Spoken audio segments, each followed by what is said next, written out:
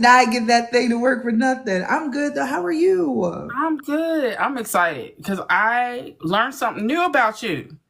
And so it has piqued my interest because I want to Ooh. know how relevant it is to your writing. Oh, I'm excited. I thought you were gonna say that I am a fan of the Philadelphia Eagles, and I was like, Oh, Lord. when we won the Super Lord. Bowl, I thought that's what you Oh, wanted to Lord. learn. And Here we go. Here we go with you, Eagle. Now, look here.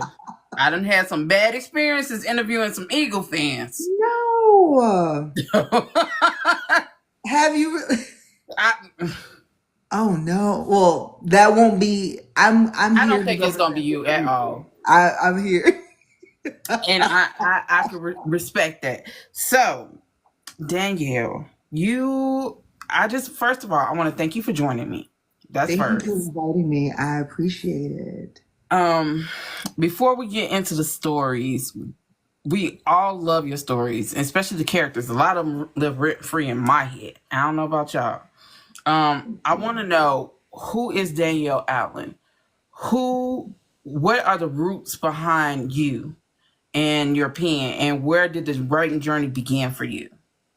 So when I think about where it began, I feel like in third grade, I wrote a story and it was third grade, but I didn't know, and I've always wanted to do that, but I didn't know that regular people could write books. I didn't know who wrote the books, but I thought it was the same people who like were on TV or on the radio, just something that did not ever register to me that regular people become those people who write the books, who are on TV, are in the movies, all of that.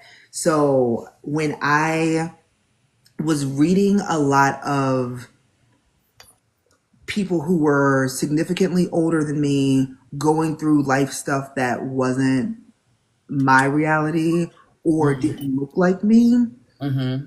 and I was like, all right, on my list of 30 things to do before I turn 30, I'm going to write I want to write a book. That was the number one thing on my list.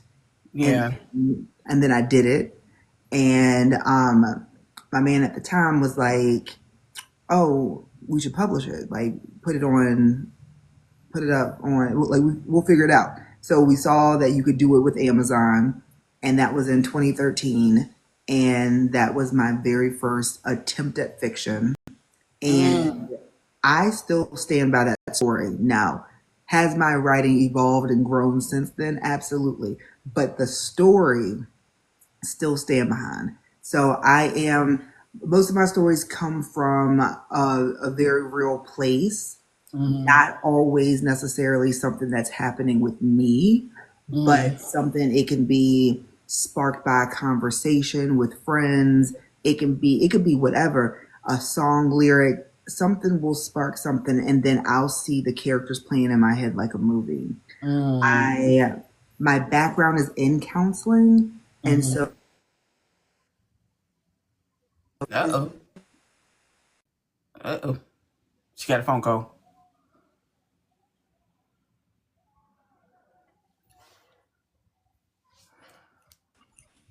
okay, I got a FaceTime call that You muted. Uh-oh. You got to unmute yourself.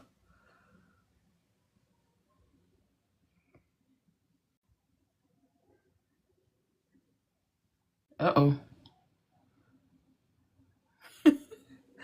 You're muted.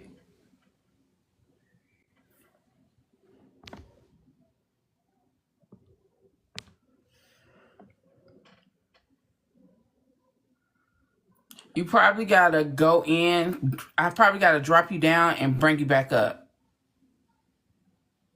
Like drop you down and yeah.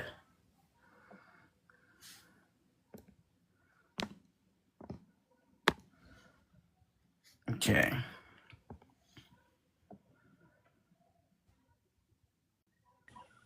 I can hear you now because I hear the background noise. okay, because I was like, I got a FaceTime call. I hit no, and then you couldn't hear me no more. And I said, wait a minute, what's going on?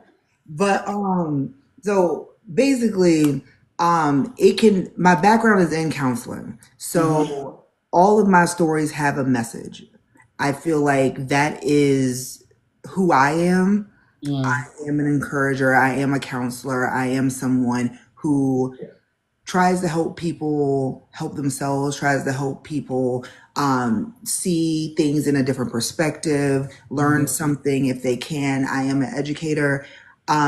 But mostly what I feel like is at the heart of what I do mm, is I'm love.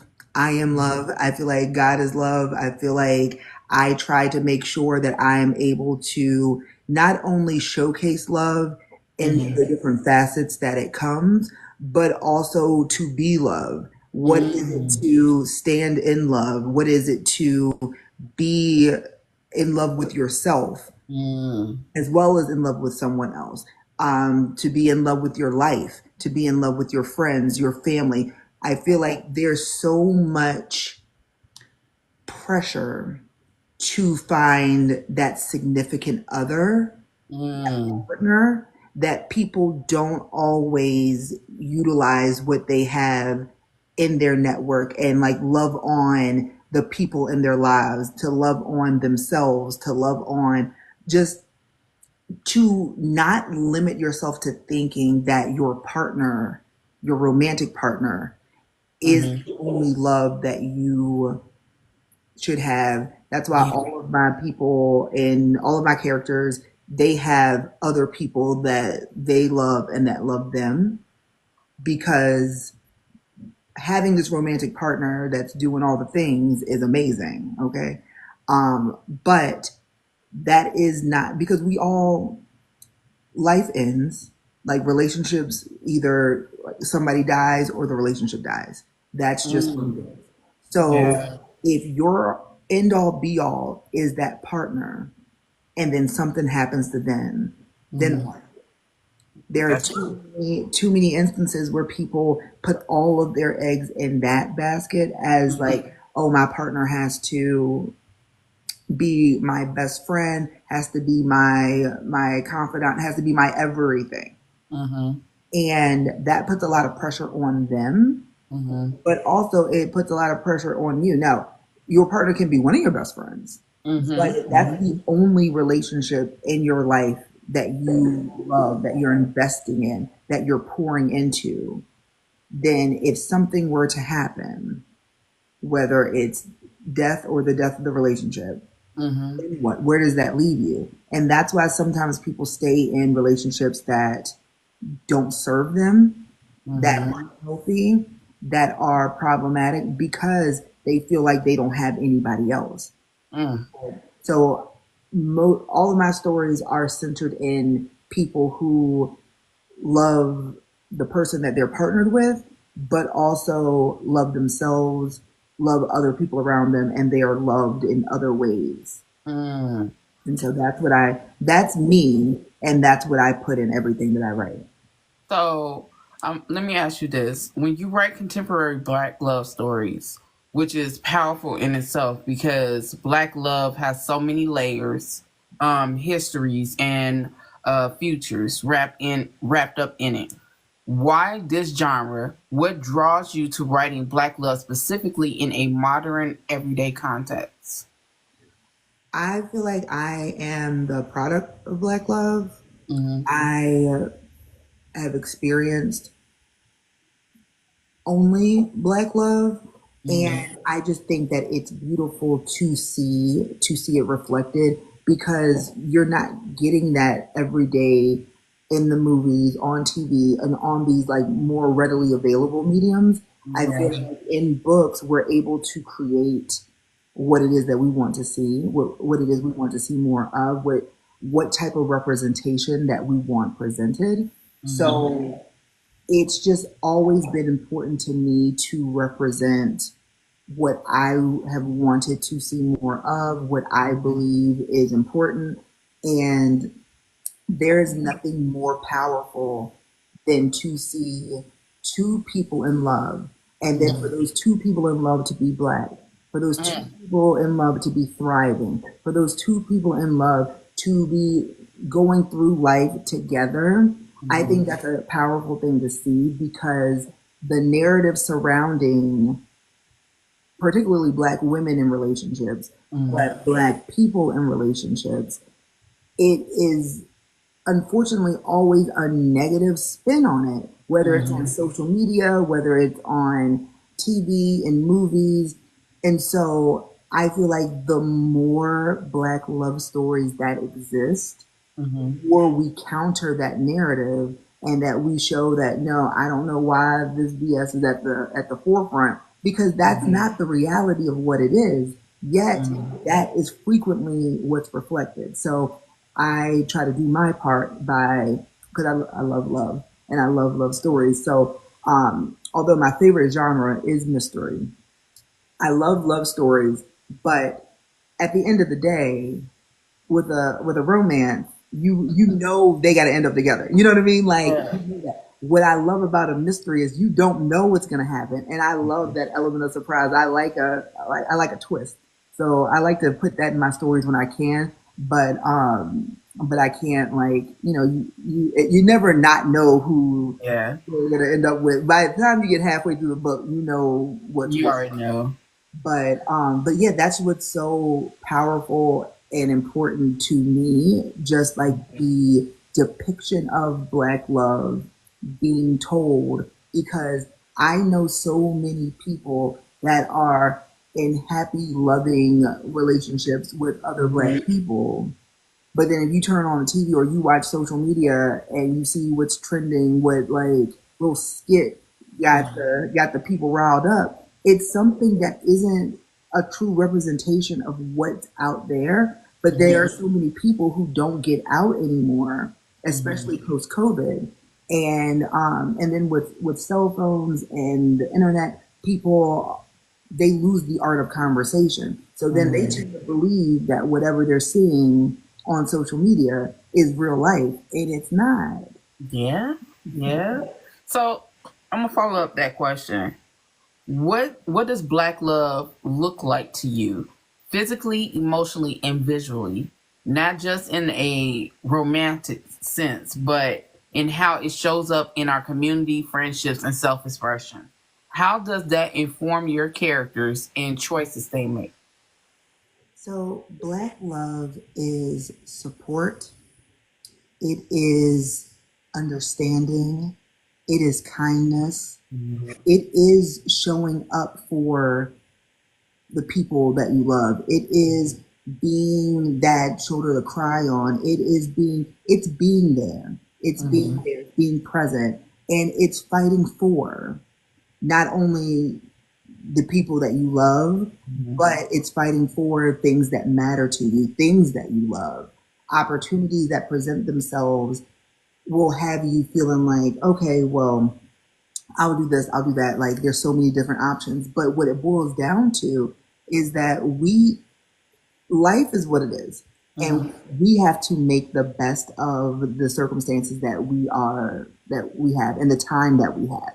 Mm-hmm. And so black love to me is just showing up in those moments for people. It does not matter what you're saying like online, what you're saying behind somebody's like back, what you're saying. What are you doing? How are you showing up for that person in a real way? Because you could say, "Oh, I love their work, I support them," but you don't ever buy anything from them. You can say, "Oh, like I'm here if you need anything," but then when they call you, you don't pick up the phone. You can post about how like, "Oh, I love this person, they are the best," da da da da, but you don't treat them well. So there's a lot of people who display black love, but they don't live in black love. There's a lot of people Mm-hmm. who like display love in general, but they don't live in love. And you can tell by how people navigate other people, how they navigate with themselves. Because if you are not in a good place with yourself, it is difficult for you to be in a good place with other people because Mm. at some point you're going to project that. So, You done said a word. okay. You done said a word. So it is showing up. It is being there. It is kindness. It is care. It is support. It is really doing the work to understand and recognize that like we all are going through our own experiences, our own situations, but like hearing like, oh, you had a rough day or you had this going on. I'm sorry to hear that. Like, do you talk about it and just being there for people? I feel like sometimes one thing I will say in Curvy Girl Summer, I saw where some people felt like because it is a slow burn, I don't want to ruin who she ends up with, but because it's a slow burn, they missed the nuance of why he was the person for her and what that romance looked like because it wasn't flowers and candies and expensive dates. It was in there. It was listening. It was showing up for. It was being recognizing that you have something going on and like trying to talk to you about it or trying to sit with you while you sit in it. It is those things that aren't flashy and expensive and over the top that people don't necessarily recognize as romance anymore because they're only looking at what The people, wham bam, thank you, ma'am yes, and like situation. and what people are like doing again for everybody else, but like but yes, being protective, just doing those things the way that he does it, they didn't necessarily see that as romance. And that made me sad for them because I feel like romance shows up in the ways that you need it. And it can look like the flowers and the candies if that's what you need. But if you need someone to listen to you, if you need someone to be there for you, if you need somebody to support you, if you need those things, then that's what romance looks like.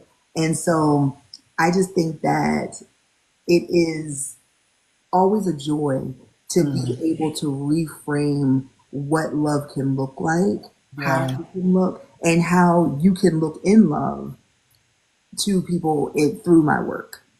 I love that because the reason why I love your work is probably not like anybody else's. The reason I love your work because I see me and my husband in it. That I am hard 24/7 damn near. Nobody gets to see the softer side of me the way he does. Yes. And it is times that hardness is very overwhelming. I am a black woman, a black mother. I have businesses. I do a lot of shit. So at the end of the day, I just want to curl up sometimes and just, and he allows me literally to get in his lap and just woosah. Not cry, nothing, just take a deep breath and release. Yeah. And Because he will sit love, there and he won't say a word and he'll just do like this on my back and he won't say nothing. It's just straight quiet. He'll turn the TV off and it's just straight quiet yes. and just let me. And that is what I see in your stories. That is what I saw in Kirby Girl Summer. That's why it's one of my faves because that's what to me people think a slow burn has this quality of because they're so used to the sex being hot and heavy so quickly that they don't understand a slow burn is not what you think it is. Romance has been dead for a long time in this generation and a little bit in the last generation Hello. because people only saw what they saw on TV in these videos and in these celebrities, influencers. They have not experienced the 1970s, 60s, 80s. Now, I ain't talking about all that problematic shit. You say we skipping over that. We We not. skipping over that. But I'm talking about when you were outside and had a crush on a boy and or you had a high school sweetheart or you were in college and you met that person that one and even the block boy was romantic and people didn't know because they saw only one dimension of him.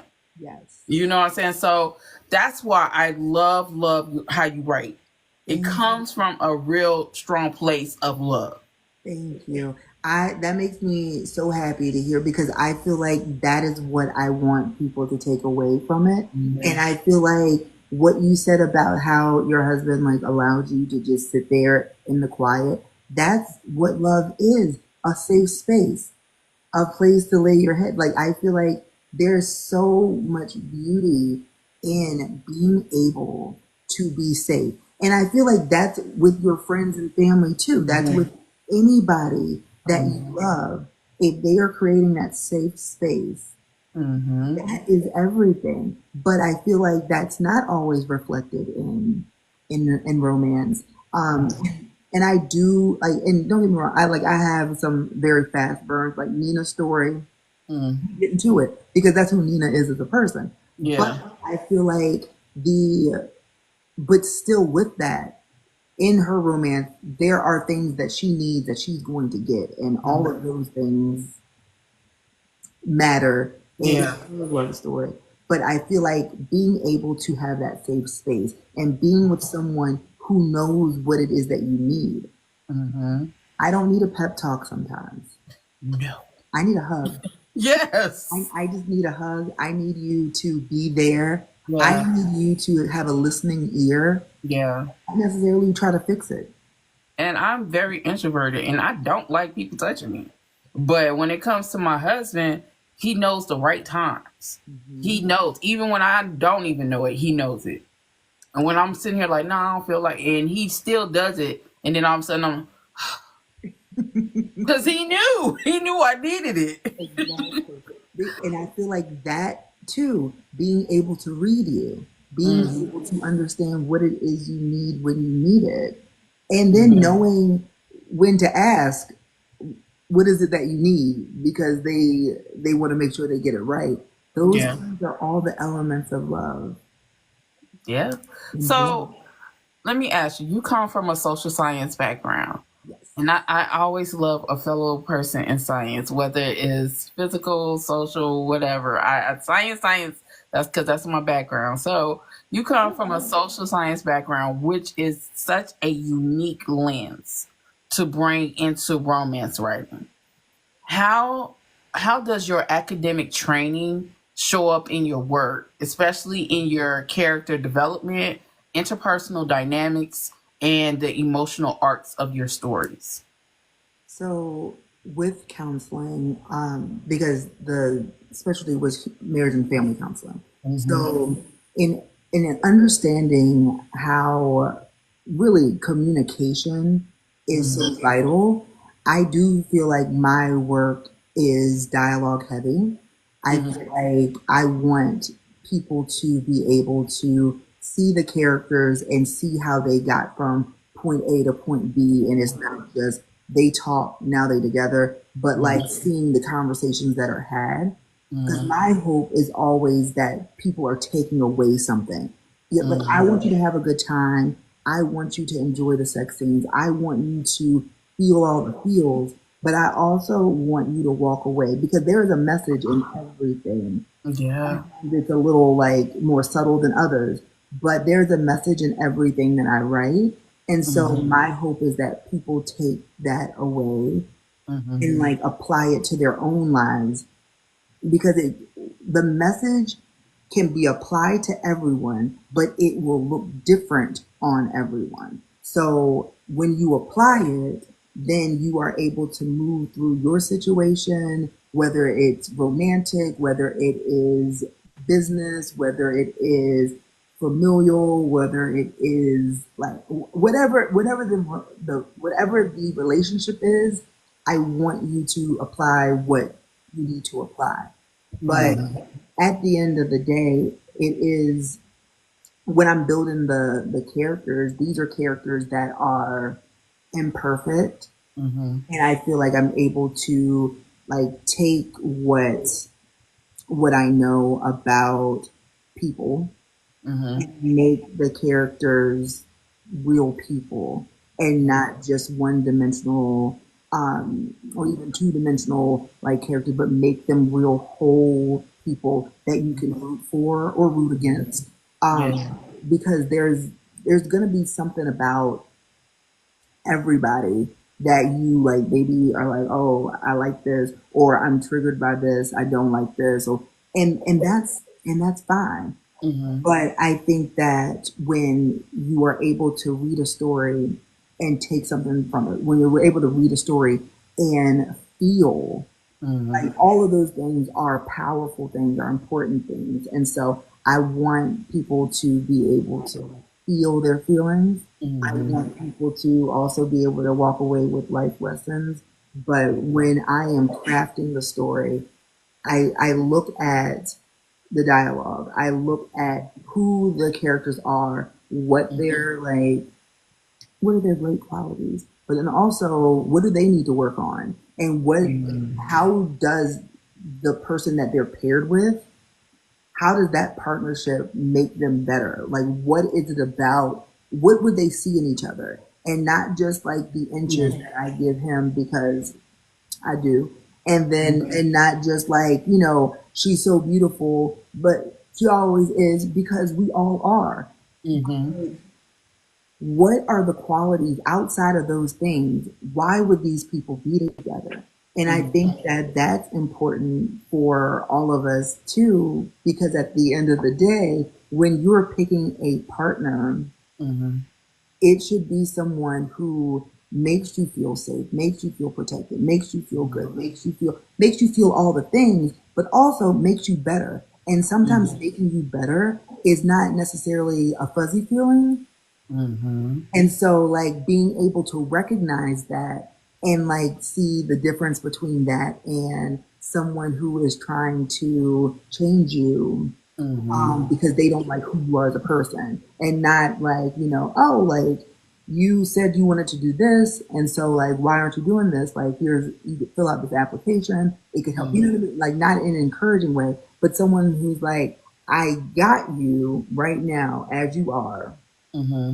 I don't want you as you are, though. I want you to be who I want you to be.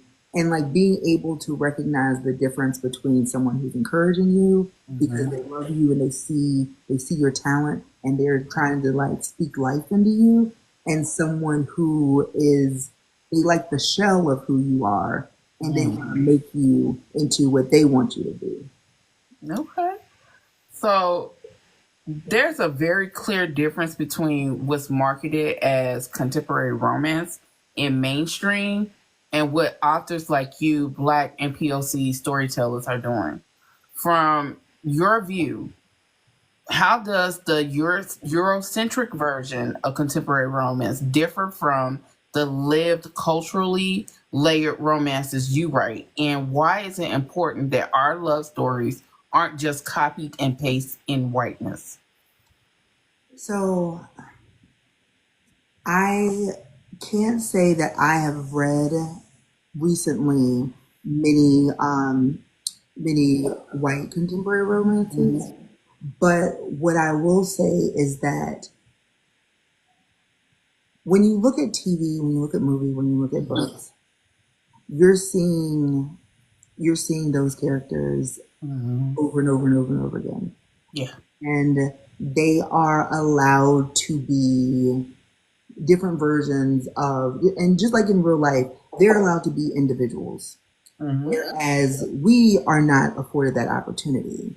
It is always, if one person does it, then it's like black people in general do this. Yeah. So like if they were to buy, let's say they're buying a book, and they're looking at, um, okay, there's 17 books that feature white characters by white authors that are doing the same thing. Mm-hmm. But don't let it be two black two black led books written by black authors, and it's kind of similar because it's like, whoa, whoa, whoa, whoa, we can't do that, we can't have more. So I think that it is, so I can't speak to what's being written. I Mm-hmm. can only speak to what I see from the outside looking in, Mm-hmm. and it makes me feel like at the end of the day, our stories are so necessary because we are so multi talented, but also multifaceted, multi layered, and we are not a monolith. And so there should, just like there, if white stories are allowed to have a lot of different versions of the same characters or a lot of different versions of the same storylines, we should be able to have that too. We shouldn't be limited to one and then be told that, oh no, black people don't, or they're all the black. No, because Mm-hmm. just like there's, I can't even think of, because I haven't, the last show that I watched that was like, what was it called? Maybe high potential, which I really love that show, by the way. Mm-hmm. But I feel like she is a genius and she's helping the police department. Love that. Um, but she also plays the character, or the lady, the actress. She also plays in It's Always Sunny in Philadelphia, Yeah. and she is the complete. She is not a genius. You And she ditzy. does not do, yes, and she does not do. She is not doing good for the world. Right. So like she's able to do that, and Mm-hmm. they allow those stories to be told because it's an individual. Mm-hmm.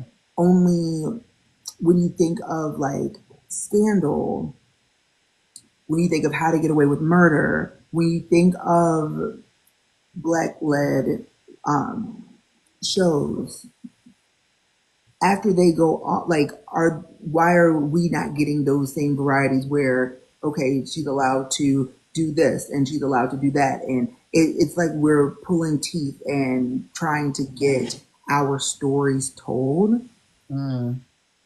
and be told in a way that is not only representative of the story we want to tell, Mm-hmm. but also be allowed to be like individualized, Mm-hmm. because there's going to be somebody who identifies with it, but when people are like, oh, that's not black, or that's not, we already have one of those, that limits not only us, Yeah. but it limits our creativity and then our representation, because Mm-hmm. you're only taking one of that show. Because what was that show with Natasha Rothwell? I loved it on Hulu because I found it the same time I found High Potential. How to Die Alone. That show Mm. was so good, and it got canceled after one season. It was so good. High Potential, also loved that, and it was really good, but it got Mm-hmm. renewed. And I just feel like, you know what I mean? Like, what are we doing? Yeah. Because I feel like there are a bunch of shows that have a white blonde lead, Mm-hmm.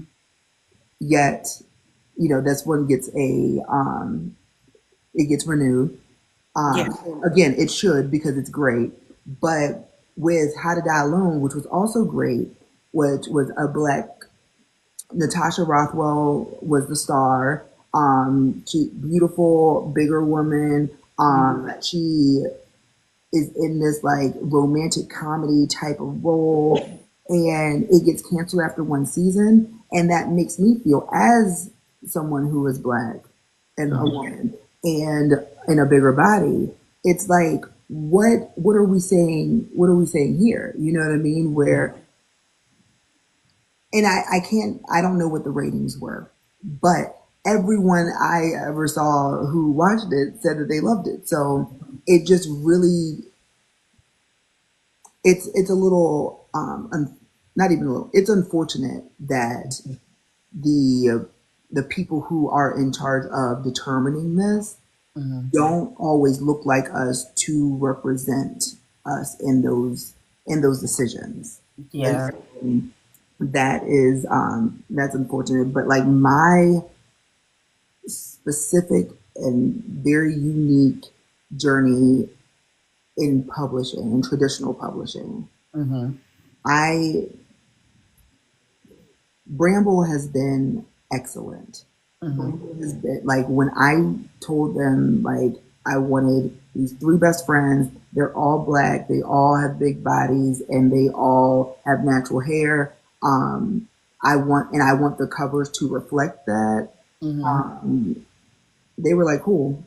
Like I told them that like one was going to be a slow burn. She was going to be dating. One like she dates around like Mm-hmm. in a different way, and the other one, her story is sad. Like they were cool with it. Like and I when I talk to other authors about their trad experience, I do feel like, oh wow, like I didn't even know that it could go like that because Bramble has treated me so well and has been so open to me, my thoughts and ideas, how I want my characters to be. So I feel like what I love about indie is that you don't have to do those checks and balances with anybody because you were independently published. Yeah. um, with trad, it's not that easy, and Mm. it's just been a blessing. Like I thank God, like timing is everything, but I thank God that my time for trad publishing happened 10 years into my career, where I could be where I am seen, where Mm-hmm. I am appreciated, and where I am supported. Because again, Mm-hmm. like taking it back to what love is like it is so much love to be seen, to be understood, and to be supported in those ways. And so I do feel like my journey in publishing is different in that way. Mm-hmm. But I've never felt like they don't try to position my work with them. I never feel like they prioritize white romances over mine. Like I never feel like that. But I do know that that happens other places, Yeah. and I feel like that's why we have to continue to show up and show out for us Yeah. in ways that like, and then allies will follow suit, but like until we are in a world that doesn't operate the way this world operates, Mm. we're going to continue to have to be our biggest supporters, our biggest advocates, our biggest fans. One of the biggest things that it was you and Terry J. Benton Walker. Um, I went to Barnes and Nobles, and one of the first books I saw was yours. Yay! And I was looking for his because I got Curry Girl, so Thank you. but um, I went looking for his book and it was sold out, and I was just like, that in itself. I love that. I Yeah. love seeing that, and it should happen often. I hear horror stories of people living in certain areas outside of because I live in Chicago, but outside of the city and outside of Illinois, I hear horror stories. Oh, they don't have no black books. They don't have nothing, and I'll be like, really? and and all of our experiences are so different and so unique, and like we can go into the store and we know black bookstores, and Mm-hmm. we have our Barnes and Nobles that are carrying black books, but Mm-hmm. then there is like other people in other areas, they don't have access to a black bookstore in their town. They only have Barnes and Noble, and because the bookstore picks what they want in their bookstore, Mm-hmm. that changes what the selection is as well, and what, Yeah, because they determine what they feel like is selling and what's going to sell. yeah. And And I'm sorry to cut you off. oh no, I it's maddening because Yeah. people always underestimate and underrepresent us, Yes. and then when we do well, it's like, oh, that must be an anomaly. And it's like, Um, no. I feel like there are opportunities that are presented, and then sometimes they like if one gets by, it's like, oh, okay, cool. But they don't necessarily want to replicate that success by bringing on, well, you know what I mean? Like if the book is sold out, if you order 20 copies and all 20 sell out that day, and then it's like, oh, that's okay. Well, I guess I'll order some more. But then I have no problem ordering 100 copies of somebody else's and letting it sit. You know what I this brings me back to people think black success is in a athlete. A black success is the person you marry who's successful. Mm-hmm. Black success is they think it's a corner boy or a hustler that's, you know, a kingpin or something or a queen pin. They think that is success for black people. Yeah. They think that the Love and Hip Hop crew, the Bad Girls Club, Mm-hmm. that's success. They don't think the college educated or the people who have trade certificates, who own their own businesses, who have college educations, who don't have college educations, who don't have trades, but still have successful businesses. Yeah. They don't think that's success. They think that's boring. Yeah. They think that an intelligent black person is supposed to look cookie cutter. Mm-hmm. An intelligent black person should not have tattoos. Lord forbid. An intelligent black person shouldn't speak in AAVE. Mm-hmm. A good book of romance from a black person should be very conservative. Yes. That's a good book. Yes. When it's not conservative and it is for the culture, about the culture, they are flabbergasted. Oh, that's so ghetto.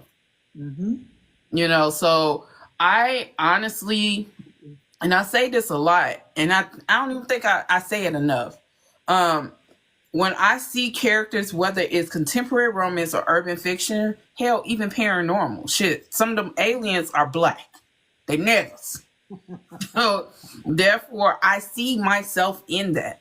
You Mm-hmm. know what I'm saying? And the discrimination, unfortunately, that is in the literary world when it comes to our stories, just is not outside the house, it's in the house too. And that's the prejudice and the colorism and the fat phobia and all the other isms in it.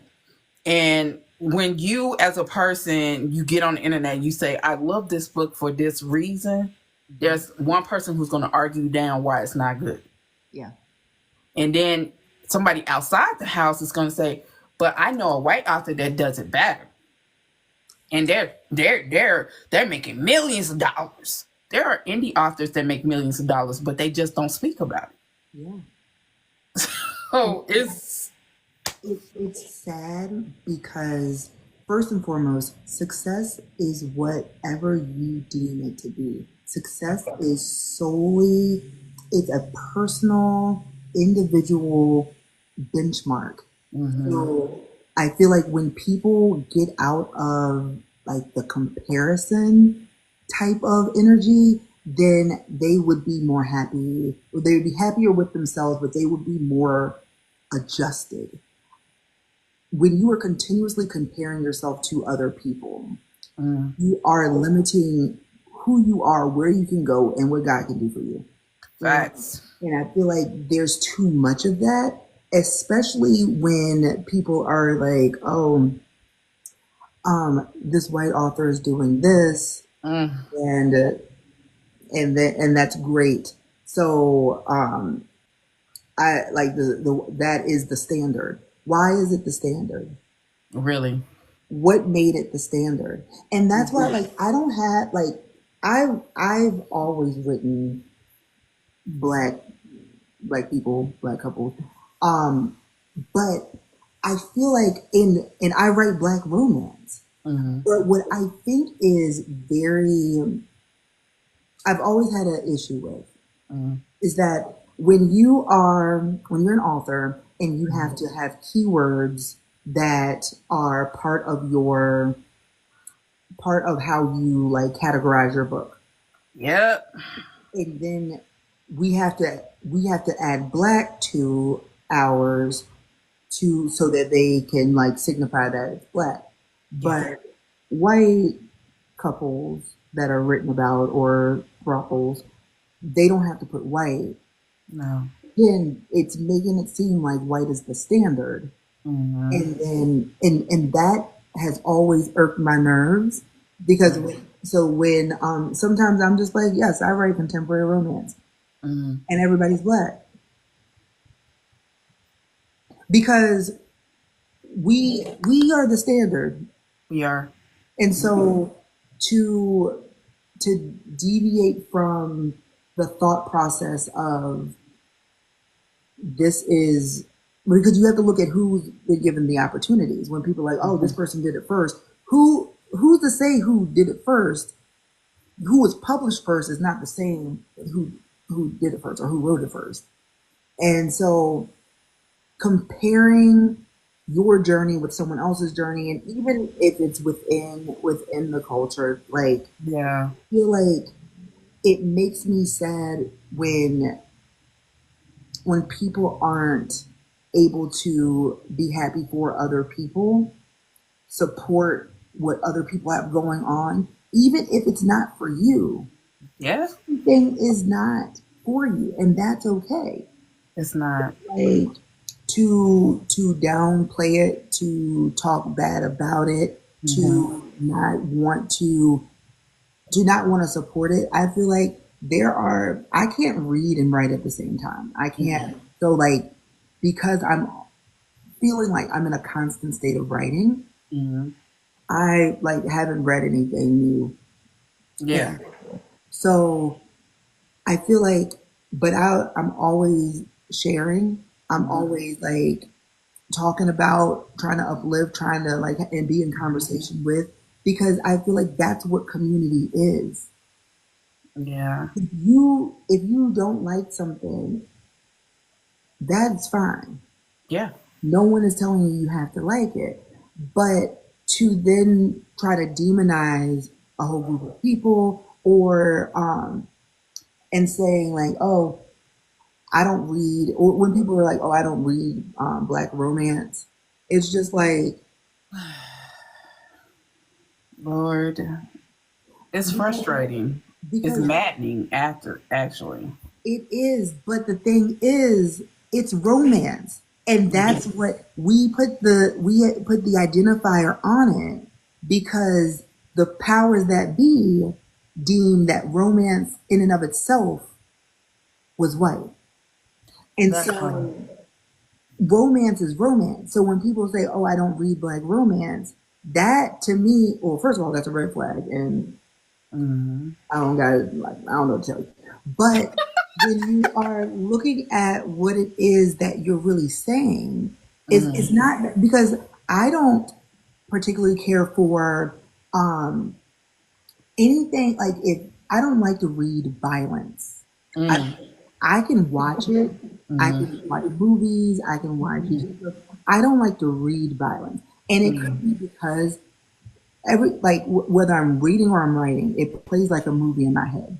So Mm-hmm. maybe because of how vivid my imagination is, the Mm-hmm. violence just be too much. So I would rather like I can watch it, but I can't read it. When Mm-hmm. people say like some critiques of um, black romance that I hear don't make any sense because I know plenty of white authors who will be writing the same thing that you're saying that you don't like in black romance. So when I hear people say they don't like black romance, what I'm hearing them say Mm-hmm. is black people. They don't like to see black people happy. They don't like to see black people in love. And they don't No. want to read about that No. because it's not you saying like, oh, I don't like gang. Like I don't want to read a book about gangs, but then you'll read about the motorcycle club and the white women. Whew. I have so You much to say about that, but go ahead. you don't like sports romance, but you don't want to read about football players or even like the whole push of hockey. If football and baseball are like the most popular sports in America, hockey has a very heavy That romance shit. And like it's just interesting to me because when you look at the demographics of what hockey players like the racial makeup of hockey players versus the racial makeup of baseball and football, like it's just interesting what's getting the push. But if you were to say you don't like sports romantic or you don't like rom coms or you don't like whatever, like Yeah. that would be one thing. But to say that you don't like black romance, Mm, you're saying you don't like black because romance is romance, and that's why it irritates me when when it's denoted like that yeah. because like unless we're saying white contemporary romance and black contemporary romance, it makes me feel like we're defaulting that romance is white. Yeah. And so Yeah. Yeah. I There's several points because you said a lot of good stuff. thank you. For y'all to understand, hockey was made by black people. It was taken over by white people. Black people literally made hockey. That is literally a historical fact. They may try to erase a lot of things, but the history of hockey started with black people. And I'm not a hockey fan, but I remember coming across that like a few years ago and being surprised because I had never heard that. I never knew anything about that, but it just reminds me of country music. And it's exactly. And so, and your favorite MC book, your favorite mafia book is derived from street lit. Street lit made the mafia, the MC club, that every all that shit y'all see in white romance books that y'all be like, oh, this is so dark, this is so good. It was invented by Streetlit, by the OGs, Donald Goines and them. Okay, they started that, and white people then branched it to their type of MC and Hell's Angels and all that shit. Mhm. So everything came from black culture. It's not us saying we're better than anyone. It's a fact. It's Yeah, just a fact. There are some good MC books that I've read from white authors. Yes, absolutely. there's some good culture, contemporary romance, paranormal that I've read from white authors. But I Absolutely. also know where the shit come from. Exactly. And I think that that is so important and that gets lost. So when people are like, oh, I don't like this, it's Hmm. like, because for me, like, because I don't do violence, if it is a book that got like if I know the lead is a drug dealer, Hmm. I'm like, it's probably not going to be for Yeah. me because I feel like how because I mean if you a small time drug dealer then you don't typically get a book made for you. You know what I Right. mean? Like only the big time ones are like really gonna be the heroes, and you can't be the kingpin Yeah. without like protecting, like you know what I mean. Like, and again, I'll watch it. I can't wait. There are so many books that I have seen that friends have written that I'm like, oh, I hope that gets made into a movie Yeah. because like I can't read it. I'm gonna buy it and support. Yeah. I'm waiting for the movie. But Yeah. like, but I feel like the mafia ones, it's the same thing. It's It's the the exact same thing. And so when same people thing. are like, oh, I don't want to read black romance because it's so whatever, it's like, no, no, because if you when you say you don't want to read black romance for this reason, what you're really saying is you don't want to read black. Mm. Oh, But on that same note, for the ones that are so pro black, you forget that you're black. You're so pro black that you like, I don't give a damn about nothing. You have to read Black Love, or you're not even a part of this group anymore. Like, y'all be going a little bit too far with that. Okay, y'all so pro black, y'all forget y'all black. Like, damn, y'all be trying, y'all actually y'all the ones sitting outside the club because y'all crazy. But I'm just saying, y'all be sitting here. Oh my God, you read interracial romance? I don't care if it's written by a black author. You're not black. Oh, baby, Prozac, Prozac. What Hey, baby, Prozac, Prozac. what Hey. what I will say about that is I feel like I've read I've read books where both the main characters were white. I've read interracial romances where neither of the characters were white, but it was interracial. I've read where one of the people in the couple was a white person. Mostly read like where it's two black people or more. But the only thing that to the point of interracial books, when it is listed as black romance and That's then wrong. they have a white man on the cover Mm-hmm. and then it's at the top of the black romance chart, Mm-hmm. it's like we're already being Right. regulated over here to black romance, like romance as Mm-hmm. a whole. You're saying that's white. So this Yeah. is so who is this white man at the top of the charts if this is where we have been delegated to? So that's my only thing. But I feel like you You're know right about that. You're right because that's wrong. it That's is. wrong. It And, is. and the second one with interracial romance, if you, Lord Jesus, please Jesus, if you write interracial romance, please do not be like a certain author that writes us in a way that we're basically with the triple letter K's and basically bowing down to them. So and the reason why her fan base is so white is because of what she puts us through in the books. I wish somebody would have warned me before I read that shit. But yeah. See, I when I tell you I be minding my business and I don't even know who you're talking about. I do know there was a book that had a Klansman as the love interest. I don't remember the name of the book. I don't even remember the name of the author, but I just remember when I saw the cover, I was just like, you know what? When you think hero, that don't come to mind. But I Yeah, that's the same book. Yeah. okay, then And because nobody I warned don't me. be knowing what's going on sometimes, so I needed to clarify. So for me, I feel like I don't like I feel like your artistic expression is yours. Whatever Mhm. you feel like you want to write, you should write. Yeah. But I do feel like there should be A line. some checks and balances in what you're deciding that you're going to put out.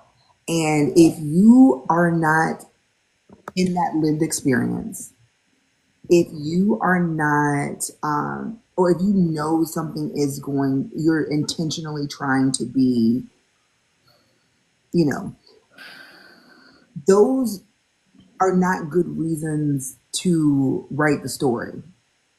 If you like, there are times when people put characters in, they'll put, they'll say this character is part of the story just to drag them through the mud. And it's like, if you, and it's always like someone who's black or a person of color, like just as a side. And it's like, work through your own issues Yeah. before inflicting that trauma onto other people. Exactly. I feel like if you write what you want to write within reason, Mm-hmm. but look at it and be like, do I need to write this? Is this something? What am I trying to say? I You think know, that is the something that I don't think people really sit with enough. Like, what am I trying to say? Because if you are writing a story, regardless of your race, if you're writing a story where you are intentionally dragging black women through it so that they can end up with a Klansman, what, or any problematic man or woman, why? you What's know it's going bad when white people be like, "What the fuck?" on? Because that's what happened. White people were like, wait a goddamn minute. I feel like whatever something's going on in the book community, if everybody's talking about it, that's when I find out about it. If it's something that's like just niche or like real quick, I will never know what happened. I like pop on, I lip sing a video, and then I go back. Then I go back to minding my business. But I do remember that, and I I don't know the author, and I hope all is well. I hope she's okay. Like I always want good. Oh, she's fine. She's still writing the same shit. Okay. So then that brings me back to my original point. Like, what is the what's the objective? What's your why? She Because I has think that is, she has a fan base that likes that, likes seeing black women demeaned by white men or KKK men. That's her fan base. That's her fan base. But the problem I'm having is that you know how when people lump black people into one group, not all IR authors are like that. Not all contemporary romance authors are a certain way. Not all urban fiction authors are a certain way. But people get to lump it. This is why I said I don't like IR because you look at this. But yeah. is she really speaking for the IR community? Oh, look at this contemporary romance, blah, blah. Is that person speaking? Wait. And unfortunately, I feel like as a black author, like that becomes our reality. Like Mm, one book by someone and you didn't like the book, or you feel like the cover didn't do what you wanted it to do, or there was editing issues, and now it's all indie black authors and but again, like with the TV shows and the movies, mm, if it's white led, it gets more opportunities. Like yes.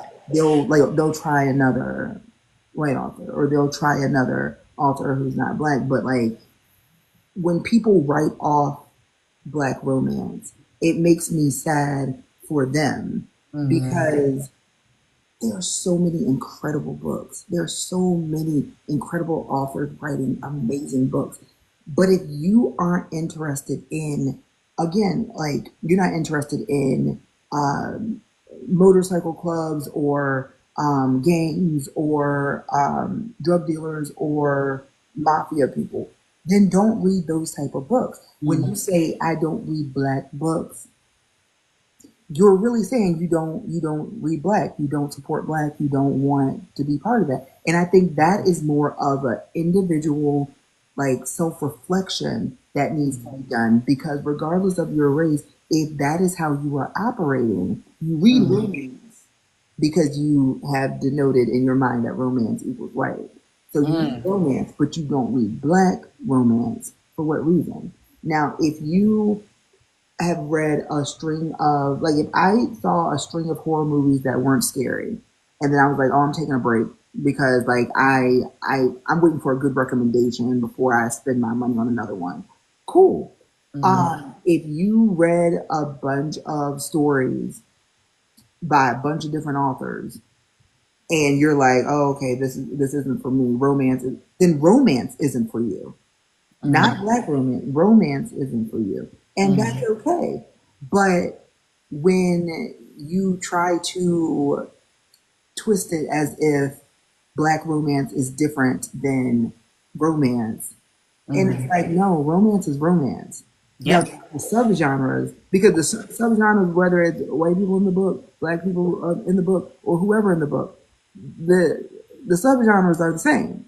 Rom com is going to be rom com.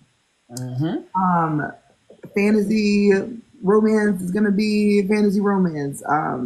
All like it's going to be what it's going to be. So Facts. when it sounds like when you hear black, that's when the problem comes, and that is a internal problem that you have to really explore within yourself. That is true. So, what do you feel the contemporary romance genre has been missing that you intentionally bring to the table? Whether it's realistic women, internal growth, emotional complexity. What is your contribution that breaks the mold? I think all of that. But then also, I feel like me. I feel like I'm my secret ingredient in everything that I write. Like there can be, because there's going to be similar stories being told over and over and over again, but no one else is going to tell it like me. And there are some people who are like, oh, I don't like your writing, and that's between them and the book. That ain't got nothing to do with my talent. That is that's between them and the book, and that's fine. But I am that secret ingredient in everything that I write because I'm pouring so much of not only my love of the characters and my love of the story and my love of people, but my love of the message that I've embedded in the story that I want you to take out of it. So I feel like that is what I feel like I'm bringing. And I think that but when it comes to character development, I think that I write great stories. I think that I write great characters, and but I don't think that that is unique to me because there are so many authors out here killing it, writing great stories, writing great characters, and I am all the ones that I know. I am always happy to see, happy to champion, happy to celebrate because there is room for all of us to win. People are going to read a book, put it down, finish it, and then read another book. No reason to feel like you can't give someone else their props, you can't celebrate what other people have going on. I think there is so much talent that exists in our community. So many amazing authors who are writing amazing stories. And even if I don't get the chance to read all of them right now because of my deadlines, I know the level of their talent and I know that they're killing it. Yeah. I can't say that that writing great stories, writing great characters are specific to me and how I'm breaking the mold because I feel like there's so many of us doing it. I feel like I break my own mold every time I write because I'm putting so much of me in it. And no one else like me. And so no one else is going to tell the story like me. No one else is going to put that lesson in like me. And so that is that's what I try to leave people with because I want people to always whether it's traditional publishing or indie publishing, you're getting me. And that's what I'm so glad I'm with Bramble because I feel like you're getting me regardless. Yeah. Getting it's if you like Curvy Girl Summer, then you're gonna like Insta Love and you're gonna like Work Song and you're gonna like Business Casual because it is authentically me each and every time. And so I feel like that is what breaks my mold. So, where are you trying to invoke in your readers when they sit down with Danielle Allen's books? What's the mindset, the emotional space, the why behind your style of writing? Honestly, it's different for each book. There is a different message in each book. There's a different intention and intentionality behind why I wrote it and what I want someone to take away from it. There are some books that are a little heavier. So if you're looking at Broken Clocks, the message is tomorrow's not promised. Live for the day, live for today. And then you get something like Sweatpants Season, Oh, and that's my favorite. thank you. It's that at the end of the day, if men were judged by the same standards that they judge women, they could not handle it. And so to make sure that you're moving through the world, understanding that some of these people who are saying all this stuff about you, who are making all these claims about you, they couldn't take it if the shoe was on the other foot. But Hell no. examining why we then put ourselves in positions to allow people who couldn't take it if it was dished out to them. to determine our happiness and what we think is beautiful and what we want. Like, who are they? Mm-hmm. When at the Poe inspired one, so Nevermore, Telltale, Annabelle and Lee, and The Cask, all of those are for every every little kid that went to public school and didn't see themselves in the retellings whenever we were forced to read Poe.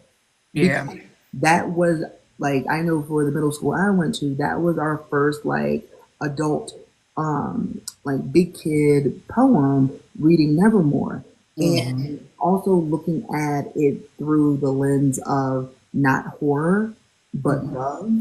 love. So I want to like just challenge people's thought processes on things that we were forced to read Mm-hmm. as a kid, and like looking at it through a new, fresh lens.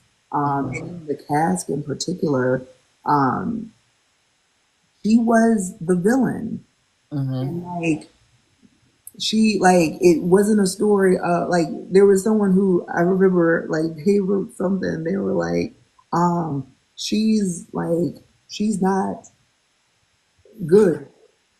No, it like she intentionally wants to sabotage this man and his business. Like she is not she's not the heroine of your dreams.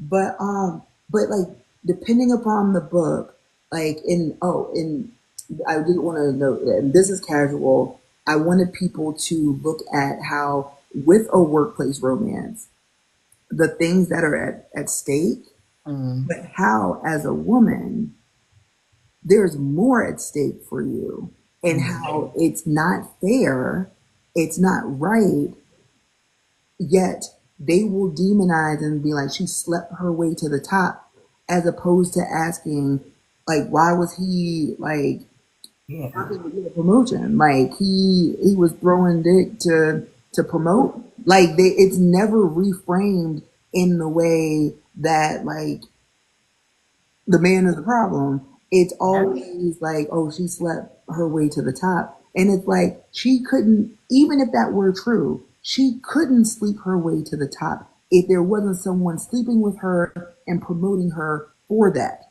And so having people like look at things differently if they tend to demonize other women and say like, oh, she slept her way to the top or whatever. So like there is a different message in every book. So it's Mm. hard to say one thing that I want people to take away from my writing or from my stories, but from my writing, I want people to take away that these people feel real, that this love is real, that this love is possible, that you are beautiful, that you are deserving, that you are worthy, that you're not asking for too much. For the right person will do the things that within reason that you need Yeah. them to do, that and that you too need to do those same things for that person. Mm. I want people to walk away feeling like they have a healthier understanding of what love is, what marriage is, what sacrifice is, what it is, what it means to actually navigate dating, Mm-hmm. and to be able to put those boundaries up and together. Um, Mm. there are just so many things that I feel like you can get from not just not just romance in general, but like so much you can get from books. But from my books in particular, I feel like there are a lot of life lessons that you can walk away with, a lot of tips that you can get from these characters, a lot of just being able to see yourself in a story Mm-hmm. is so powerful and important. So and knowing that you are beautiful, you Yeah. are worthy, you are deserving, you are loved. I feel like there are a lot of people who don't think that about themselves. There are a lot of people who don't feel that way about themselves. And the way they show love, and the way, and not just romantic love, the way they show love in general, is a Mm-hmm. reflection of that. And so I want to be able to instill love in others. I want to like coach people up and like love people up and have them feel like they can be the best version of themselves. Mm-hmm. That's what I want people to take away from my writing. Mm-hmm. But from the story, it depends on the story. Yes, I be putting a little bit of everything in there. You've navigated both traditionally and indie, um, which are like two different styles, and sides of the same coin. What are the creative freedoms or limitations you felt in each space? So, what is so beautiful about Bramble is that I have been me the entire time. Mm, I've never had to change who I am, what I write, how I write for them to feel like my work is worthy. And I mm, feel like when I hear stories about other situations being the way it is, it's like I've been writing for a long time and mm, I didn't sign this deal with Bramble until 2022. mm, But I published my first book, I wrote my first book in 2013. And mm, so that was a lot of time being indie. That was a lot of time. And even in the indie space, like I said earlier, I just be minding my business. Like, I don't know what the trends are. I don't know what's happening. Whatever story speaks to my heart mm, and pops in my head, that's the story I write. mm, And I always just like hope for the best. Like, I hope people read it. I hope people buy it because mm, I do have to. We live in a world where we have to pay bills, so I always like am hoping people buy it and read it and love it. But I'm writing what I feel like I want to write, and that mm, makes sense to me. And so, with that's how I've navigated my indie mm, career. And then with Bramble, like I told my agent like what I wanted, mm, and she was like, "Cool, I like it." And then she sent it to Bramble, and they were mm, like, "Cool, I like it." And that was that. Like I feel like my traditional experience has been so it makes me feel like that was the reason God had me like position me mm, years down the line for this opportunity in particular. mm, Because I wouldn't feel comfortable being in a space that made me feel like I wasn't enough, like my characters wasn't enough, or weren't enough, and that I had to change who I am and how I write and how I tell stories mm, in order to get on. mm. I love that because you hear so many horror So stories, many, so so many many. horror stories, from having to change their characters' ethnicities to lowball and paying them to just ripping their stories apart and giving it to someone else. Yeah. God. The more I do interviews, the more I see the backside of it, and it's just it be blowing my mind. Like, damn, I didn't know they was doing all that. Okay, right?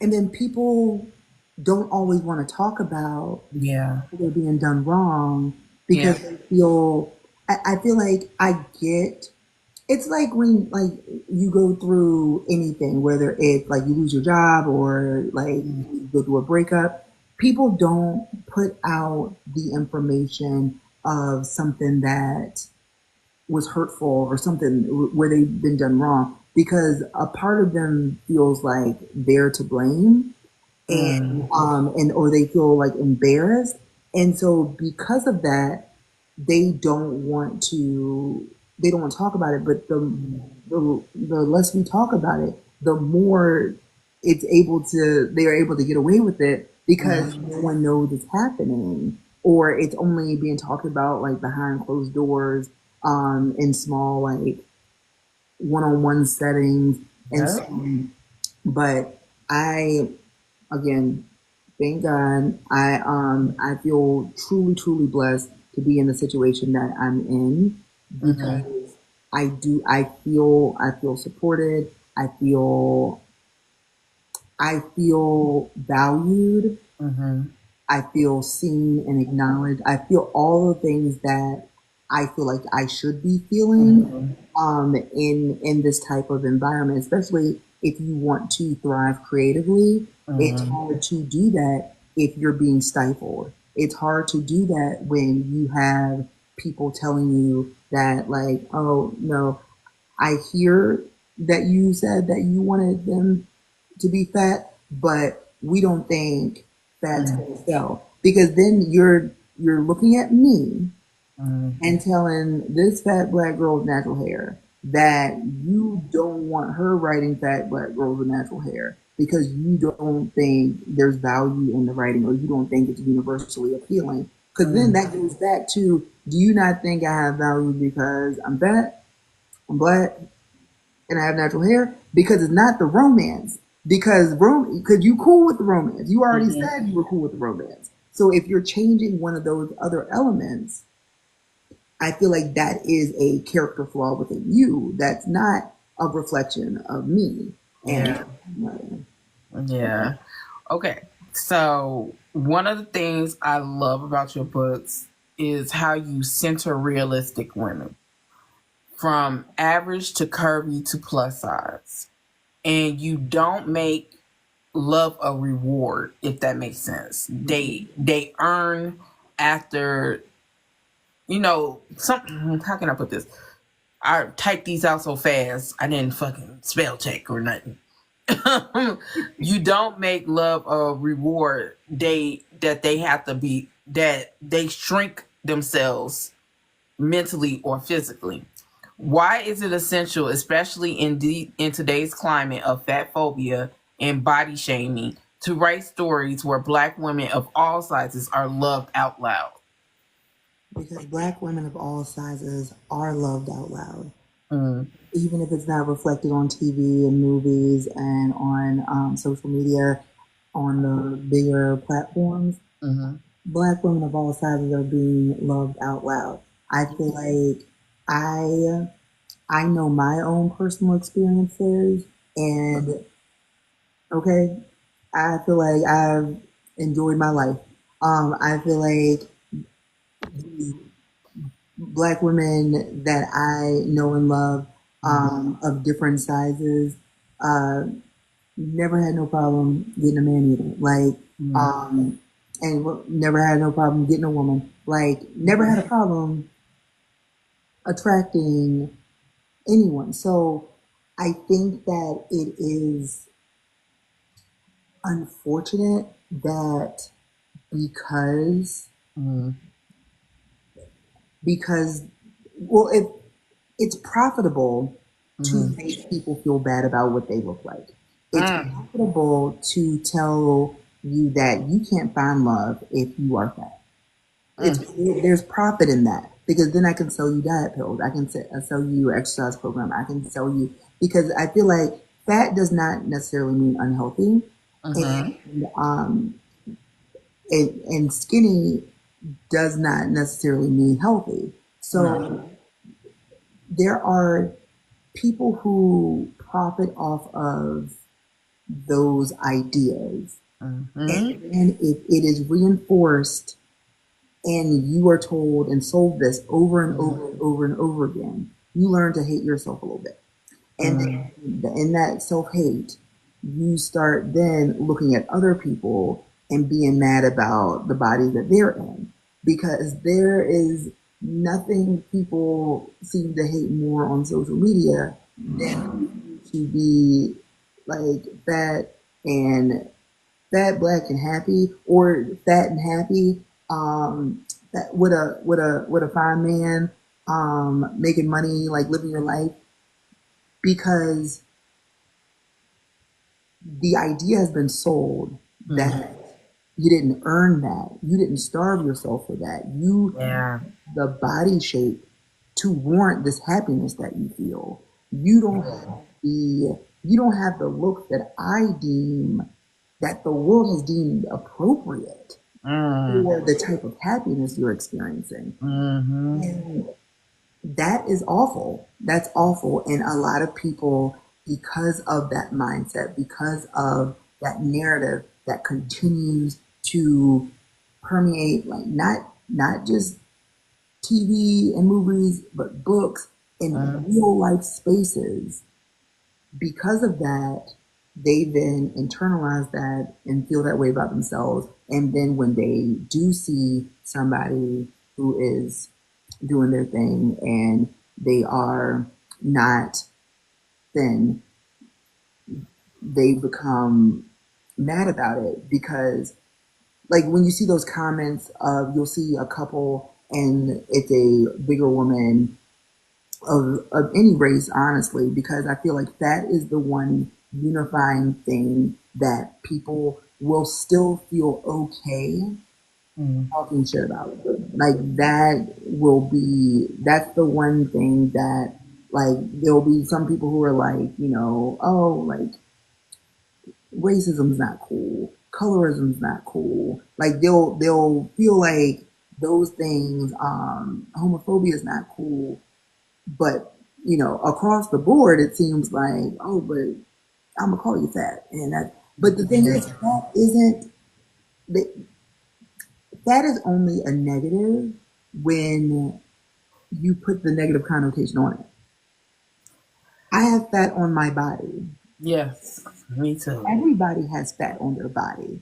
I have more fat than what would be Mm-hmm. the average amount of fat on my body. That doesn't make me any less worthy of love, of attention, affection, to be romanced, any of that. Mm-hmm. And I think that because that narrative is so profitable for so many people, Mm-hmm. in order to keep that going, you got to keep it going. In order to keep that money flowing in that way, you got to keep people feeling like, first, the word fat is all the time just a negative thing, and it's not. It's But not. when you are saying it and weaponizing it, because just like if someone were to come to you and like say, uh black people, you know what I mean, like, you can say it in a way that, okay, wait a minute,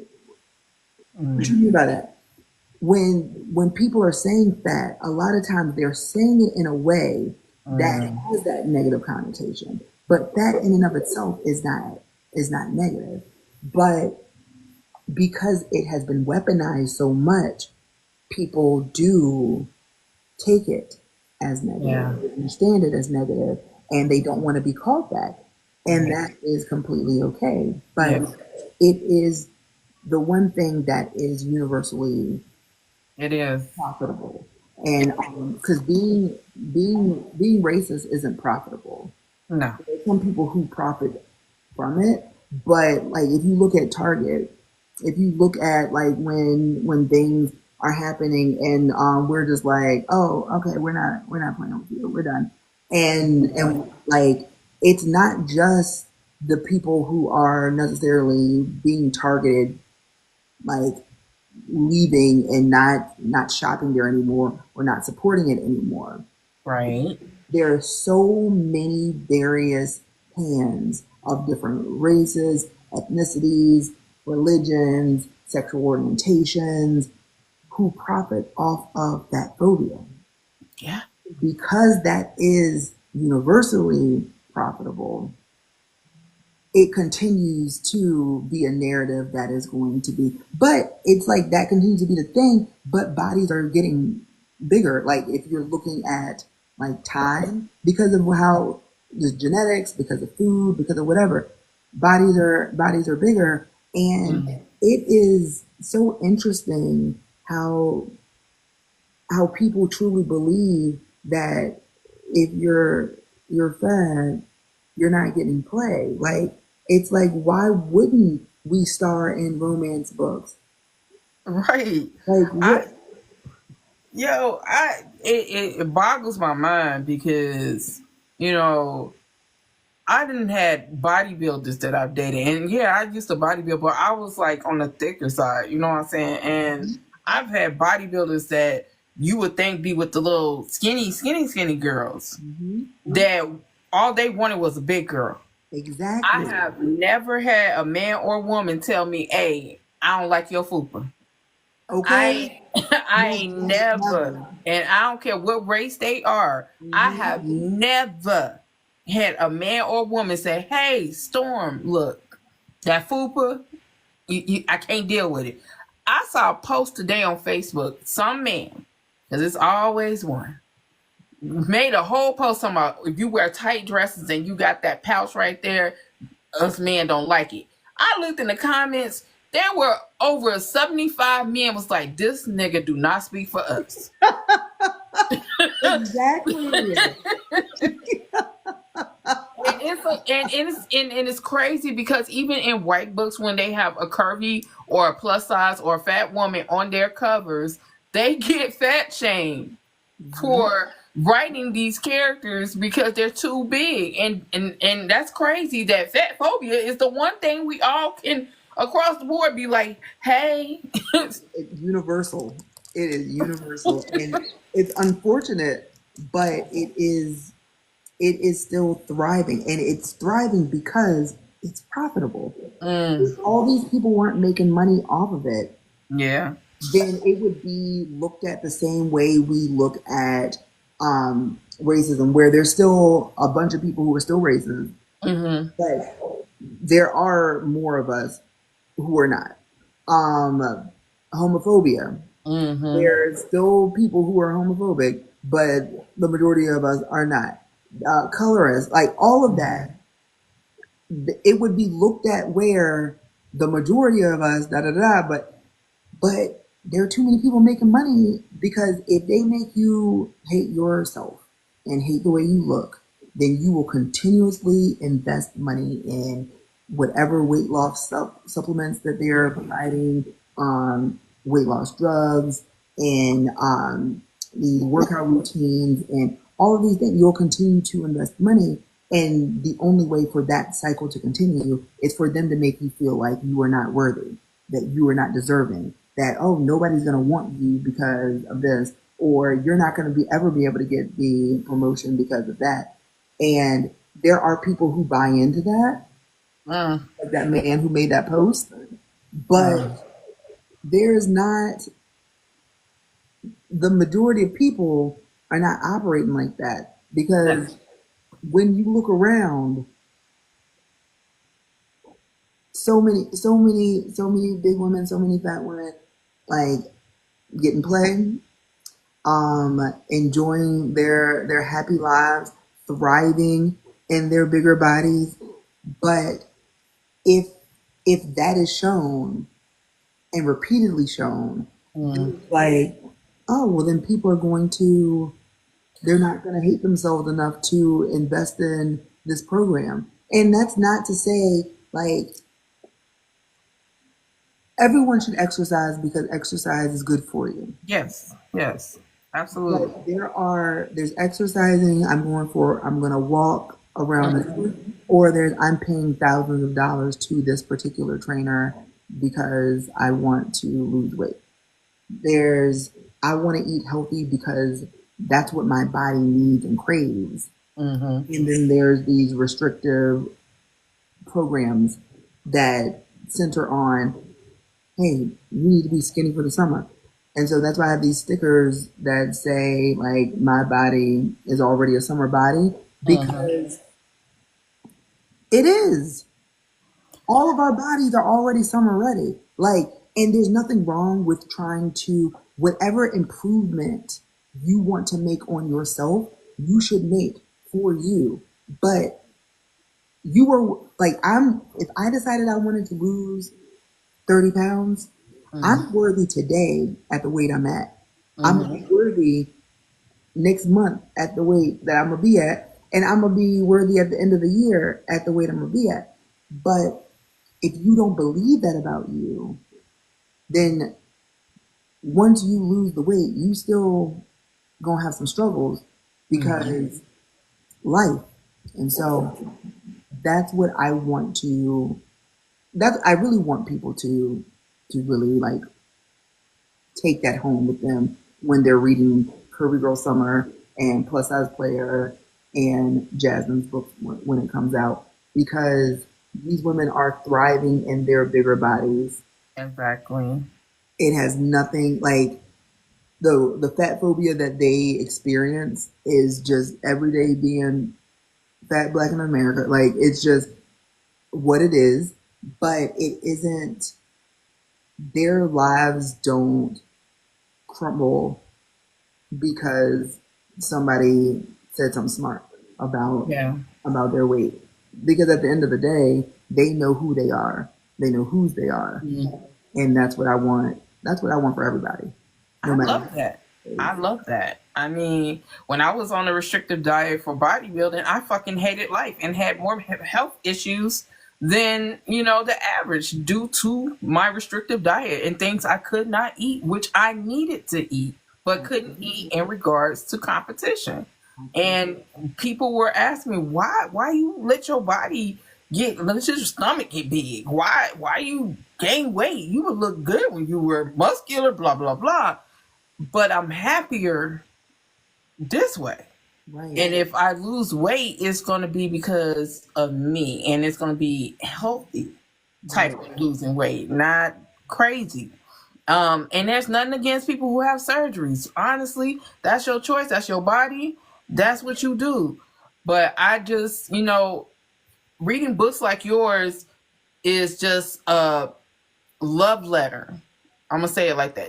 It's a love letter to women who are curvy, who are bigger, who don't want to get surgeries, who don't think that their weight is bad. You know what I'm saying? They are happy in their skin. A person can come up to them and say, "Hey, fat bitch," and you be like, "And that's all you got? Your mama should have swallowed," and Okay. walk off. You know what I'm saying? It To me, that is a love letter to us, and I enjoy it. I slow burn and all, and I can tell you right now, I don't even like slow burns, but I did enjoy your book. I did. Thank So you. Curvy Girl Summer, Plus Size Player, and Big Girl Blitz. I cannot wait till that come out.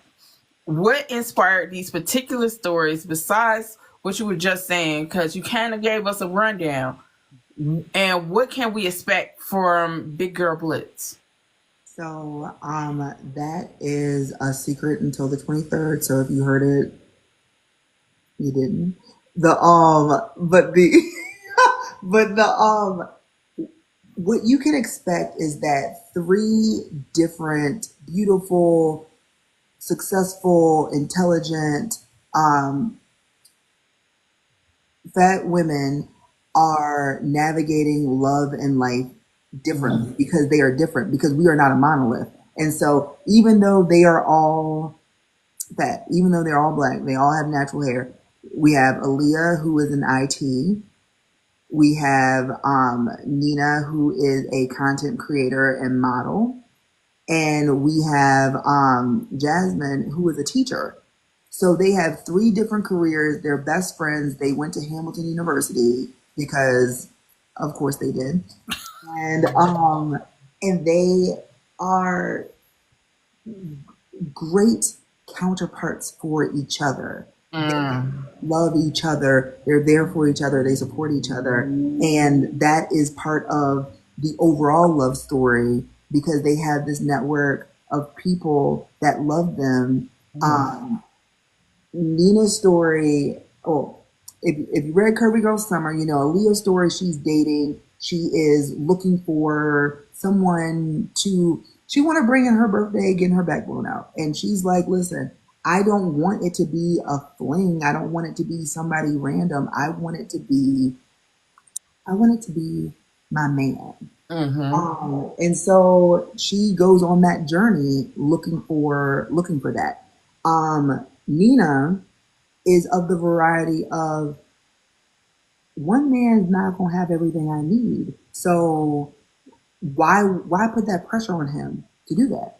I Mhm. can have one man for this, one man, one romance man, one fun man, one funny man, and one super smart man.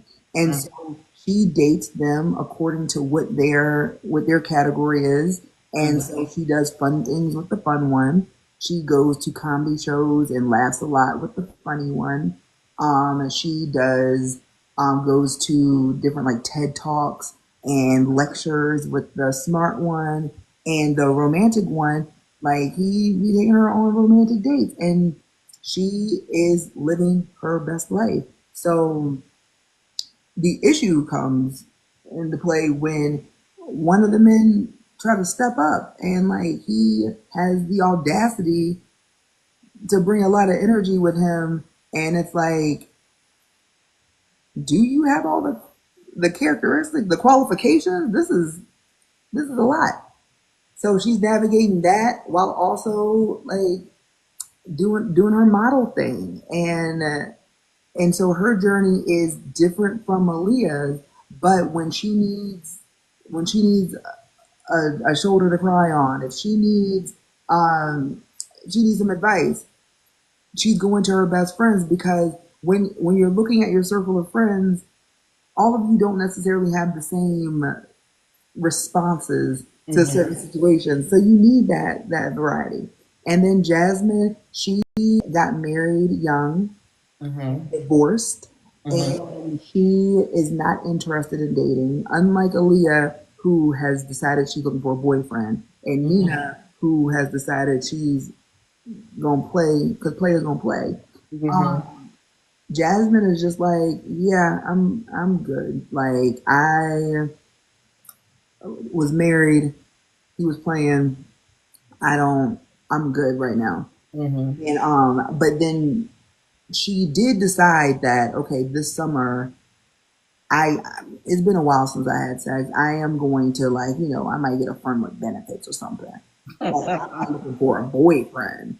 Um, but she ends up staying in her hometown longer than she expected because of her aunt's health situation. And so in Curvy Girl Summer and Plus Size Player, I almost said the other book. In those two, you see that Jasmine is not in town. So Mm-hmm. so um so a lot of so I would read the books in order, but I do feel like if you wanted to, you could read Plus Size Player and then Curvy Girl Summer if you wanted to. I wouldn't, but you could. But when Jasmine book comes, it is going to take us through her summer and then take us through the fall. And then Mm-hmm. it's taking us through the fall, you're going to get an update on some things. You're going to see some people. And so it is so that one you should read last of the Okay. three. But I would read them in order, but if you read Plus Size Player first, cool. But I would read Curvy Girl Summer, then Plus Size Player, and then wait for Jasmine's book to come. Okay. So your male characters don't your male characters don't fall into the trap of being performative alphas. There's a realness to their masculinity. They're strong, they're sexy, but emotionally mature, vulnerable, and supportive. Why is it important for you to redefine masculinity in your work, especially when writing black men as romantic leads? Because when you look at real life, when you're looking at what you need and want in a man, in a partner in general, you want someone who, yes, you want, if it's a man, you want to take charge. You want him to, like, spend that money, be romantic, all of that stuff. But you also want him to listen. Also want him to, like, have a full life. Mm-hmm. I like for my characters to have lives that aren't centered on the other, Mm-hmm. that they prioritize the other, because that's what I want for all of us, that we are having whole lives. Okay, so my philosophy is I don't I I'm not looking for someone to complete me. Mm. I'm whole. I want you to come to me whole.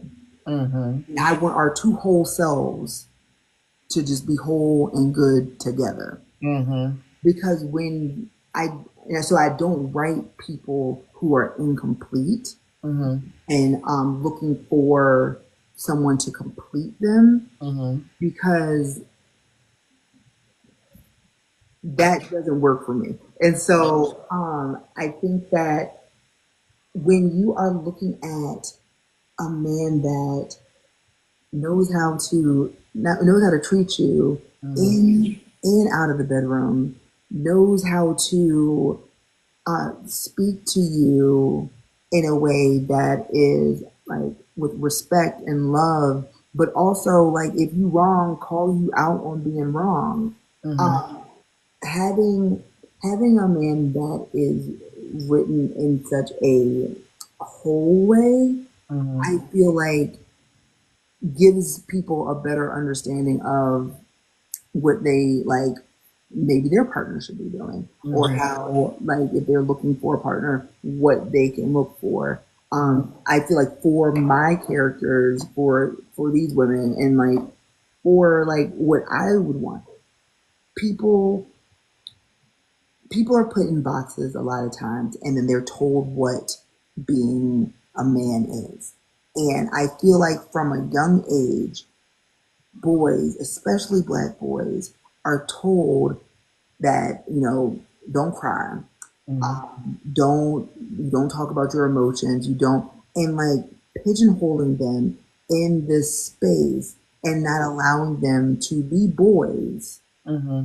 to grow up and then to like learn how to be emotionally intelligent, how to be emotionally mature, to them becoming men. I feel like I mean, and it happens with girls, but in a different way. But I Mm-hmm. feel like with boys, they go, they become men way too early, and it stunts their emotional growth. Mm. And so, if unless they do the work to for themselves, then it doesn't carry into adulthood. And Mm-hmm. then they will sometimes like get upset Mm-hmm. that people don't like that people Mm-hmm. don't like that negative energy.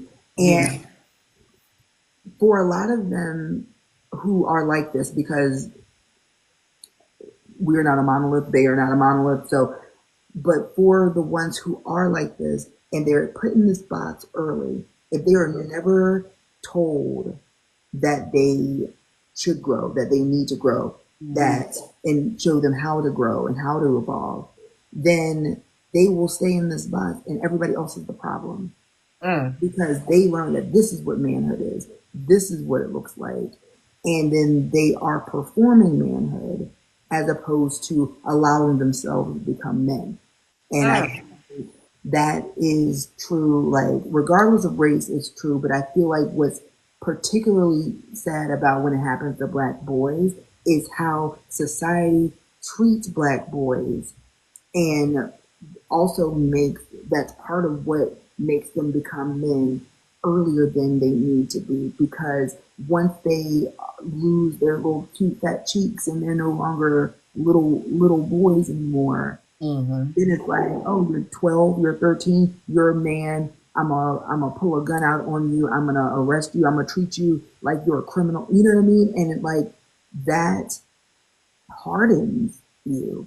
And so I feel like society is to blame for how this progresses. But I Mm-hmm. do believe like it takes doing the inner work. And that's for a lot of us. A lot of us have to unlearn a lot of the shit that society tells us. Just like when we're talking about fatness. If you listen to what society's telling you, then like you're never gonna be happy because if you're in a bigger body, you're just not. Because Yeah. it's not designed like that. And I feel like what I want is because I do feel like there are some men who have read my work. I do feel like sometimes the men who like have told me they read my work Mm-hmm. are either partnered with someone who's read it, Mm-hmm. um, or they just read romance and they enjoy that. And I think that that is so smart. If I were a man and I was like, okay, if I've gotten some notes that I need to like get it together, I would read I would read romance books if like especially if I'm like interested in someone who's reading these books. I would be like, Mm-hmm. what's your favorite book? I would read it and I would like take notes on like what is it that or what are my character flaws that I can work on? Because sometimes if it's not in you, it's not in you, Mm-hmm. and that's unfortunately what it is. But for those people who were told what being a man was at 8 years old, Mm-hmm. and they're holding on to that very, very small idea of that, when they are adults, they're going to be operating in that. So a lot of, I don't know if a lot, but a good amount of my characters have gone to therapy. Mm-hmm. And like part of that is because of my background, but also just the world that we live in, all of us could benefit from therapy. There's Mm-hmm. not one person who could not benefit from therapy. But financially, that's not a necessity for everybody. That's not on the top of everybody's list. But a lot of my male characters have gone to therapy. So even Mm-hmm. if they did learn what in that small, very narrow idea of what manhood is and what manhood looks like, um, they unlearned that, went to therapy, and decided that they were going to not perform manhood and just be men. Mm-hmm. Okay. Shit. Y'all better be taking notes. Um your women love themselves even when they're struggling with self-worth or inner demons. But in the end, there's always an upliftment of black women's spirit. Why is that theme important for you to keep threading through your books? Because I feel like it's important, period. It's important for not only for you, people give more grace to other people than they give to themselves. So if Mm, you can watch this character that I made up go through X, Y, and Z, survive X, Y, and Z, and overcome X, Y, and Z, and you can see how like you can understand where she's coming from, you can empathize with her situation, you can root for her and you can want her to do better and see how she's done better and see that she's deserving of her happily ever after. mm, My hope is that you then look at yourself with that same lens, mm, because for whatever reason we will not extend the same grace to ourselves that we extend to other people. So if you're mm. reading about how this woman is has flaws but is working on it, then it's like, okay, I have flaws, maybe I should work on it, then I can get to my happily ever after. Right. Something that I want to change about myself, then work on changing that about yourself, but Mm, also work on loving yourself where you're at, because tomorrow's not promised.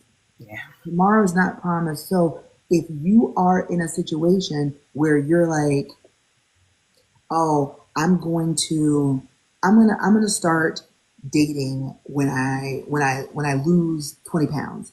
Mm, I'm going to go to the beach. I'm going to start traveling. I'm going to start, who's to say you have tomorrow? So like, that part. why are you not? And that's not to say not do the things that you want to do if you feel like that is going to improve you. Because I feel like I love myself. I love the way I look. Mm, If I decided that I want to like get a BBL, if that's what I decide I want to do, I'm gonna love myself with my BBL.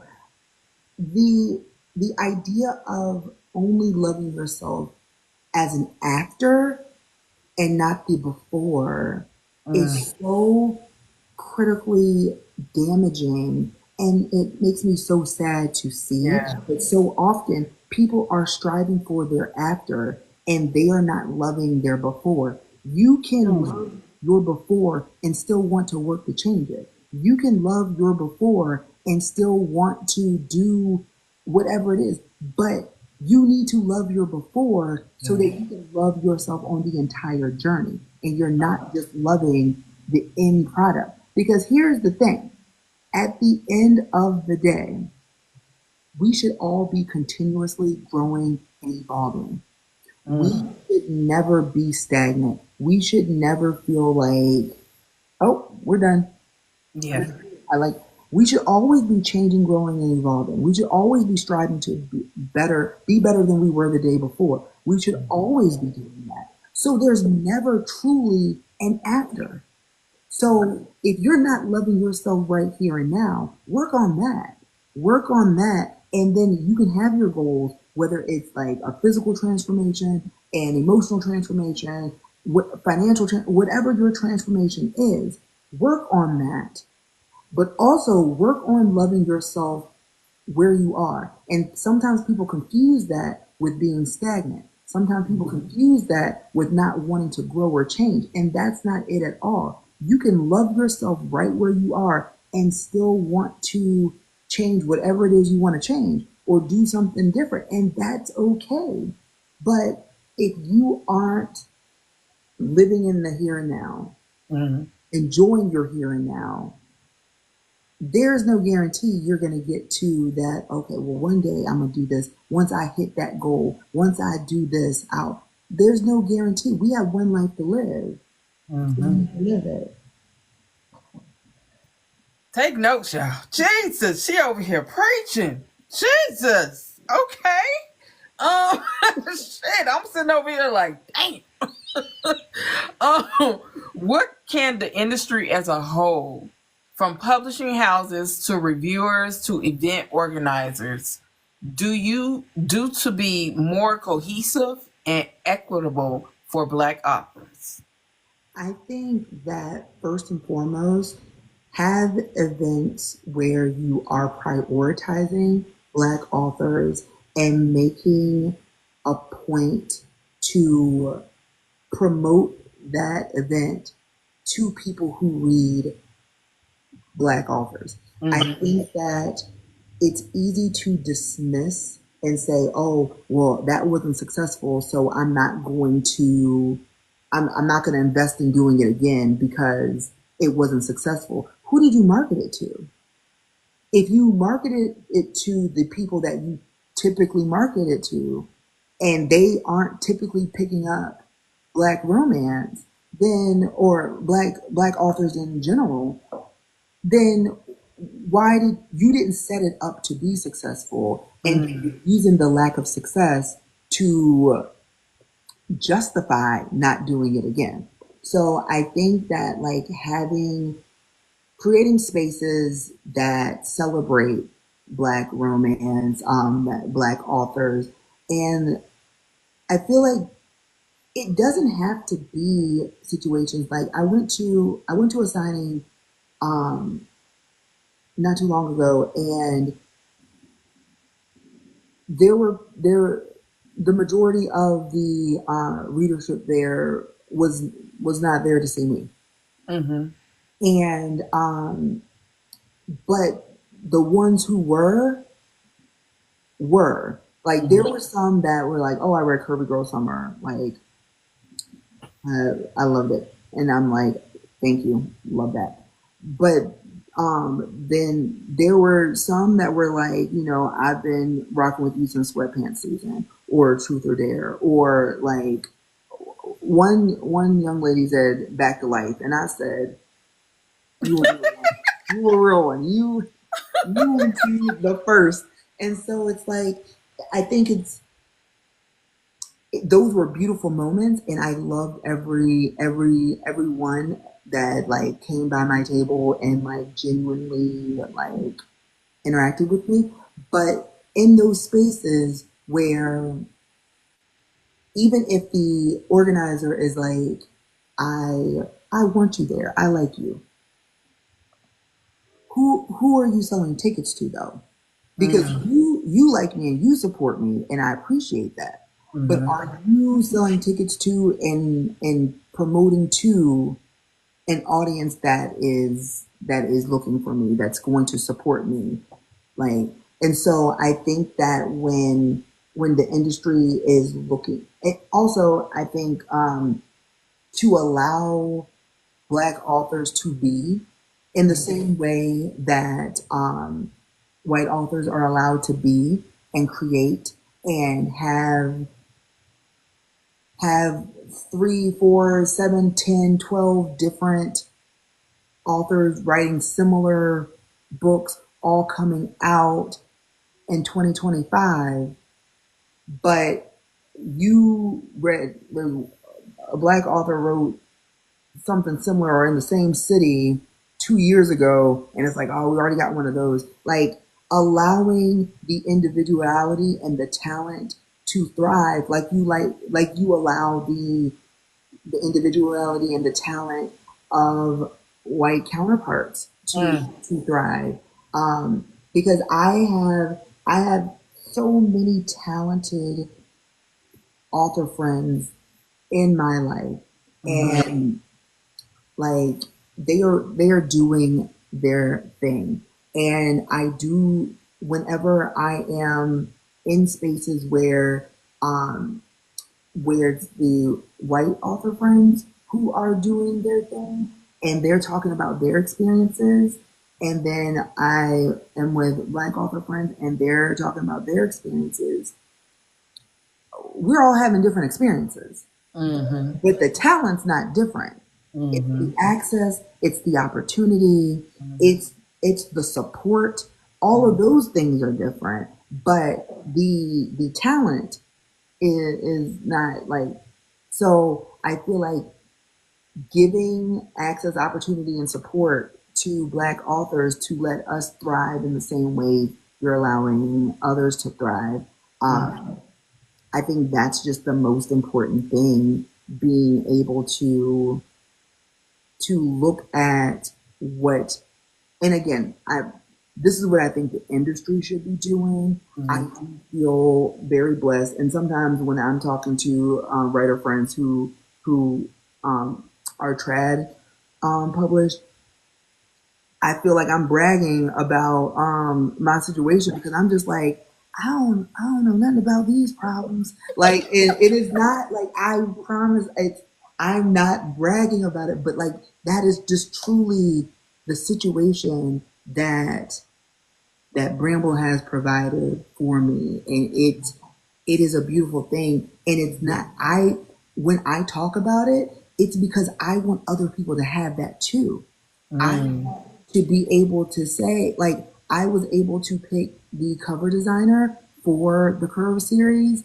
Um, they let me pick who I wanted. I said I need to be able to see that I don't want it to be like she's hiding, or any of them are hiding behind like a tree or a man or like a Yeah. bar stool. Like, I want you to see their bodies. I want you to see that they are fat women. Mm-hmm. I want their hair to be clearly in its natural state, in a natural style. Like, and I told them what styles I told them, and they delivered. And I just feel like I want that for. I shouldn't be an anomaly. Like, that shouldn't be a unique experience, or it shouldn't be one of few experiences. Mm-hmm. I want us all to be able to have those experiences. I want us all to be able to thrive in that way. Mm-hmm. So, what are the blind spots? I'm sorry, I got so many questions, but I have so much to ask you, man. It's not every day I get to talk to Danielle Allen, so I'm gonna ask what the fuck I got to Thank ask. you, girl. So, what are the blind spots in how the industry approaches Black storytelling, and what do they need to finally get about our voices, our narratives, and our communities? So again, I feel like when I'm thinking about the industry as a whole, Mm-hmm. that's what I'm talking about because again, I was taken care of.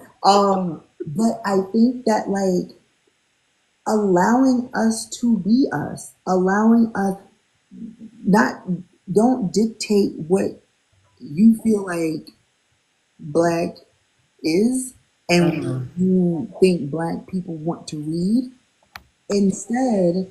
And I feel like there are so many books like I was saying at that event, there were a lot of non non-black, non-fat women who and men who came up to me over the course of the last 8 months who Mm-hmm. have said that they love Curvy Girl Summer. They identified with the characters. They identified with the dates in particular. Mm-hmm. Because online dating is Trash. okay, and that's a universally felt experience.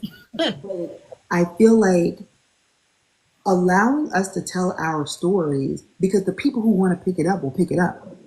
Don't Mm-hmm. try to dictate what you feel like is the audience and is the reach and is the let us write our stories. And I feel like the my characters are all black, created in blackness, through the lens of the black experience, through the fat black experience. Um, but like it's romance, Mm-hmm. period. So people who want to read a good romance book will have no problem picking it up. People True. who want to read a good romance novel will have no problem picking it up. But Mm-hmm. if you got a problem with that and you got a problem with black, then you will have a problem picking it up. And that's a you problem. You know what I mean? Like that. So I think allowing us to tell the story we want to tell, just like you allow everybody else to tell the story that they want to tell, Mm-hmm. that I think that's a blind spot that I don't feel like is addressed enough because too often, and I say this sometimes to my students and whenever I'm like coaching, when you look at a board and the board has 10 people on the board Mm-hmm. and 8 of those positions are filled with white men, and then they have one position open for a black person and one position open for a woman. Mm-hmm. Why are we fighting for these two? Why are we not checking these other spaces? Why are we just being like, oh, we can only there can only be one of us. There can only and that's because that is how the system was set up. So Mm-hmm. if the system stops operating like that, that would be ideal. Um, but we also need to stop operating within that system and stop looking at it as, oh, there's only one spot for me, or there's already a fat person on this thing. They're not. I'm not. I shouldn't even try. They already got a black person represented. I shouldn't even try. Why not? Why are we like? We need to make sure that we are putting ourselves where we want to put ourselves, and the industry as a whole needs to stop operating with that system and start allowing people who fit the bill to fit the bill as opposed to being like, ah, oh, we already got one of you, so Yeah. can't do anything with that. So, what advice would you give to authors entering this space, especially Black authors who are coming into romance with a story and a dream, but may feel the odds are stacked against them? The odds are stacked against you if you don't write the book. There are Mm, so many people who say like, "Oh, I want to be a writer. I want to write a book," and they never write the book. If mm, you never write the book, then you can never get there anyway. Um, mm, write the book that you are proud of. Write a book that you can stand that you stand on that you feel good about. mm, Get it edited, get it cleaned up real good, and if you have talent and you know you have talent, and you wrote a book that you love, then you put it out. Either you self-publish, you like query, whatever it is you do to get your book published. But like at the end of the day, there's always gonna be somebody who don't like it. There's always gonna be somebody who don't like your writing style, who don't like your character, who feel like, oh, why did you have them go to the same bar every time? Why did you have them do X? Whatever the case, there's always going to be somebody who feel a way about something. Yeah. You believe in what you wrote. If you stand in and stand on what it is that you wrote, it is what it is. Like one person is not going to shake what your talent is. If someone is like, oh, I don't read your stuff, I didn't like that book. That's between you and the book. That don't got nothing to do with me. That don't got nothing to do with my talent. And I'm not going to take that. Like, I'm Mm-hmm. not going to take that in. I'm not going to receive that as a slight against me. If you feel bold enough to like come to me and say, oh, I don't like, without me asking, like, oh, I didn't like that book. Oh, okay. That is like, that's between you and the book, because there are things and there are times that you are just not connecting with something, and that Mm-hmm. doesn't mean you give up. So if you don't do what you need to do, Mm-hmm. if you don't write the book, first and foremost, if you don't decide this is good, I'm talented, I wrote this, it is what it is. If you don't feel like that, then as soon as you get a negative review, you're going to stop anyway, because you haven't rooted yourself in what it is that you are doing. Because there's Mm-hmm. always going to be somebody who doesn't like it. You don't like everything, and that's okay. So write the book, get it, make it the best version of the book, the best possible version of the book possible before you put it out, and make sure it's something you believe in. Also, be authentically yourself. If you are not authentically you, then it is going to be a lot more difficult to navigate spaces where you're going to encounter so many different personalities, so many different people, so many different opportunities, just so many different things when you are writing and promoting your books and so on and so forth. Be you. That's it. That's all.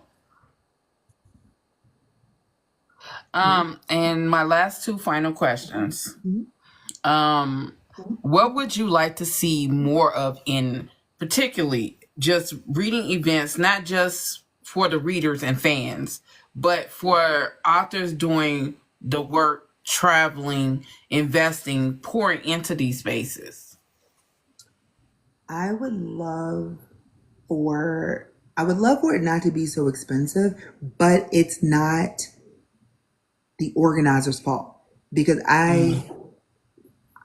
I've done event planning, and these places are charging a ridiculous amount Yep. to, okay, and so like in order to make it a situation where you're not eating the cost, you have to spread the cost out.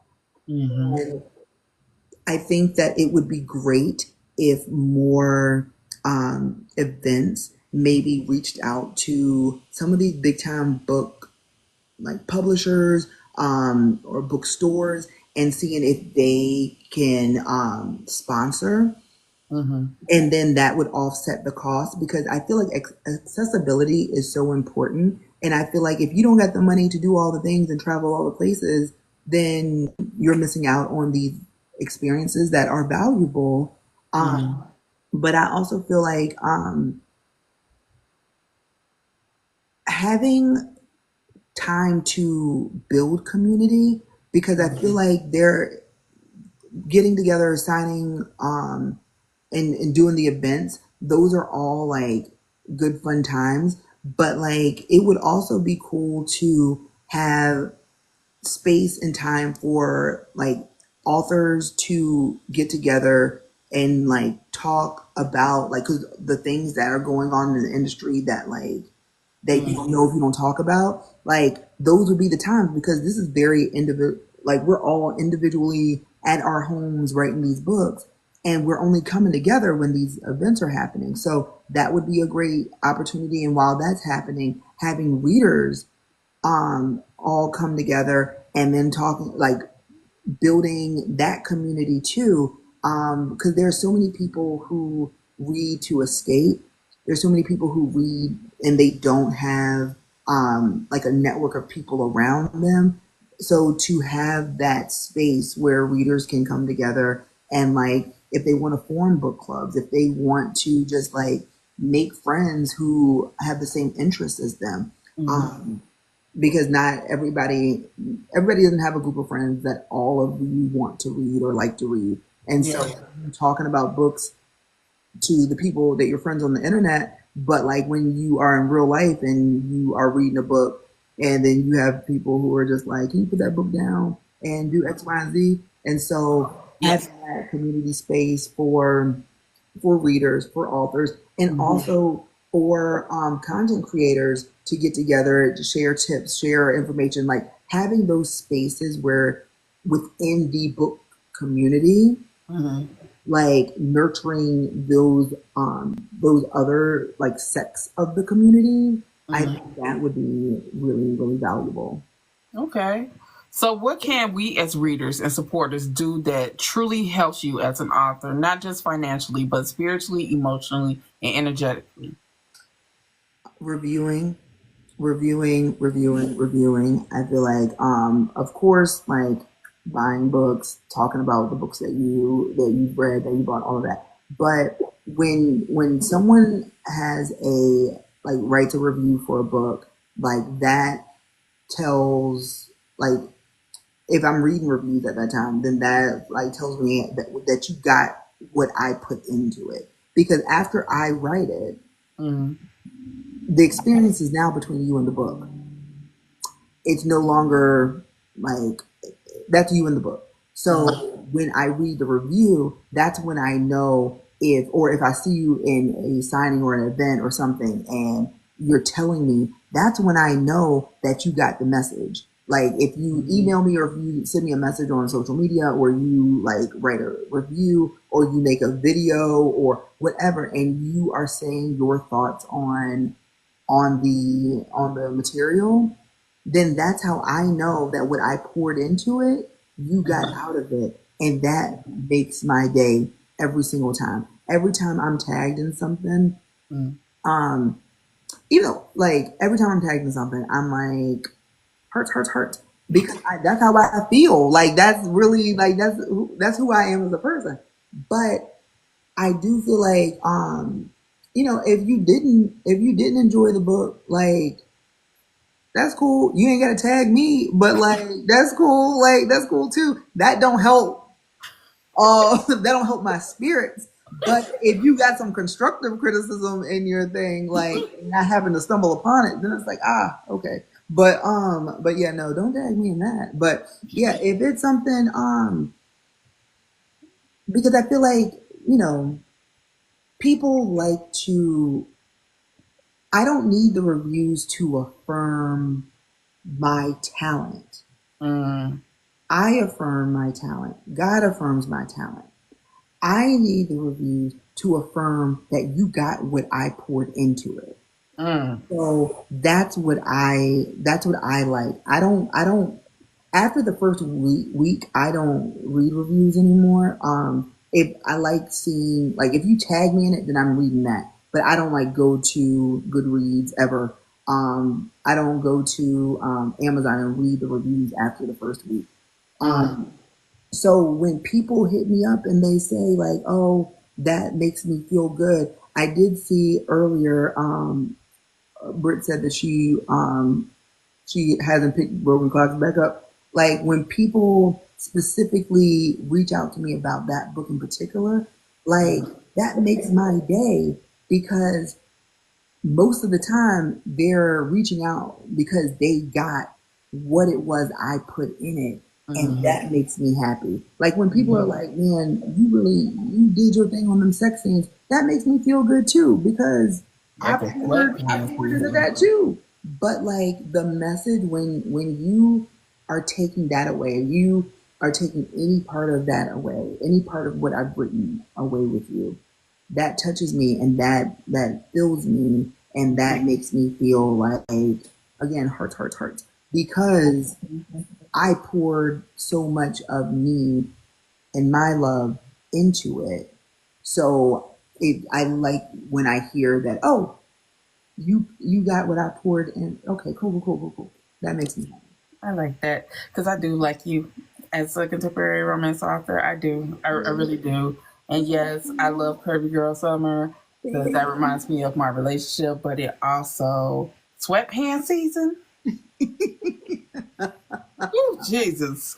Um, so, where will you be this year? Events, panels, pop ups. Where can fans and aspiring authors connect with you? And how can folks purchase your books, support your merch, and follow you? Drop your social media handles, your Facebook reader group, and anything else. Okay, so um, I have a Patreon. You can subscribe for free. It is The Art of Being Danielle. It is every Friday, or I'm gonna say if there's 3 Fridays in a month, I mean 4 Fridays in a month, three of them you're gonna get a interview with another author that airs like network TV on Friday. If you are a paid subscriber, you can watch it on demand. But if you are a free subscriber, you're still getting all the stuff. You just gotta watch it on the day it airs.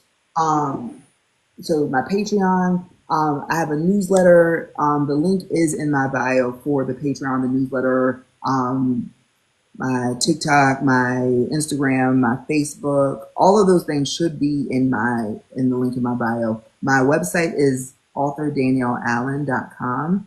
I'm trying to be better about updating that with stuff, but You and me both. okay, listen, it's a struggle. But where am I going to be? Okay, so the next place I'm going to be is beachside. So I'm on my phone, so I can't look at the calendar. But beachside something. That is in a couple of weeks. That is in Florida somewhere. I'm going to be at the Black um, Romance Book Fest. Mm-hmm. May I want to say 31st and to June 1st.